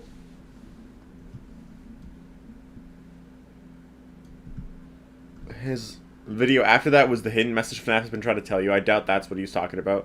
And then the next one was Secret of the Mimic VR. So I assume that's not part 2 either. Huh. I have no idea what part 2 is or when it's coming out or what. I thought that was part 2. I thought the security breach timeline video was part 1 and the unfixable timeline video was the part 2. I don't know. Alright, well, I think that's just about where I'm going to end today's stream. I hope you guys have enjoyed. I'm going to head out now. I'm going to prepare for work. I'm going to work on some videos before I go. And yeah, I hope you guys have enjoyed this stream. Before we end, I just want to... maybe I will at some point, but not right now. But yeah, so I'm going to... Hold on. X out of that. Before we end the stream, I just want to talk about like plans for the near future, in terms of streaming, videos, stuff like that. Nothing is happening tomorrow. I'm not doing any videos or streams. I'm good, Fred. At least right now. But yeah, I'm not doing a video or a stream tomorrow. But on Sunday, I'm doing a stream on the second channel playing Uncharted 4. I'll be playing that throughout the week, Uncharted 4 and Lost Legacy. Except on Tuesday, which I'm doing an Invincible Versus stream because new stuff is coming out. Immortal and Universa are coming out on Tuesday, so I'll be streaming that. Also on the second channel. Saturday, next Saturday, the 4th, that is most likely the day I will be releasing my video on the Pizzaplex missing persons incident. And then right now, I scheduled it yesterday for July 15th, then I moved it up to the 6th. July 6th, as of right now, obviously things might change if I can't stream on certain days or whatever, but right now I plan on playing Super Mario 64 on July 6th. So that stream is scheduled right now. So yeah, if you guys like Super Mario 64, I'll be playing that soon. So that'll be fun. And then I'll probably release another video the week after. On the 11th is currently when I have it planned for, but I don't know for sure. And then on the second channel, I'll be streaming The Wolf Among Us and early Spider-Man games, like Spider-Man PS1 games. And I'm also planning on doing a video on Spider-Man Brand New Day on the second channel as well. So, yeah, and obviously I have my next video, my next Fredbear Plush theory video that I'll be releasing later, probably in July or maybe early August. The follow-up to my most recent theory. And yeah, I think that's just about it for near future plans. So I'm going to end the stream now. I'll see you guys in the next video or stream or whatever the next thing you see by me is. So yeah. Bye, guys.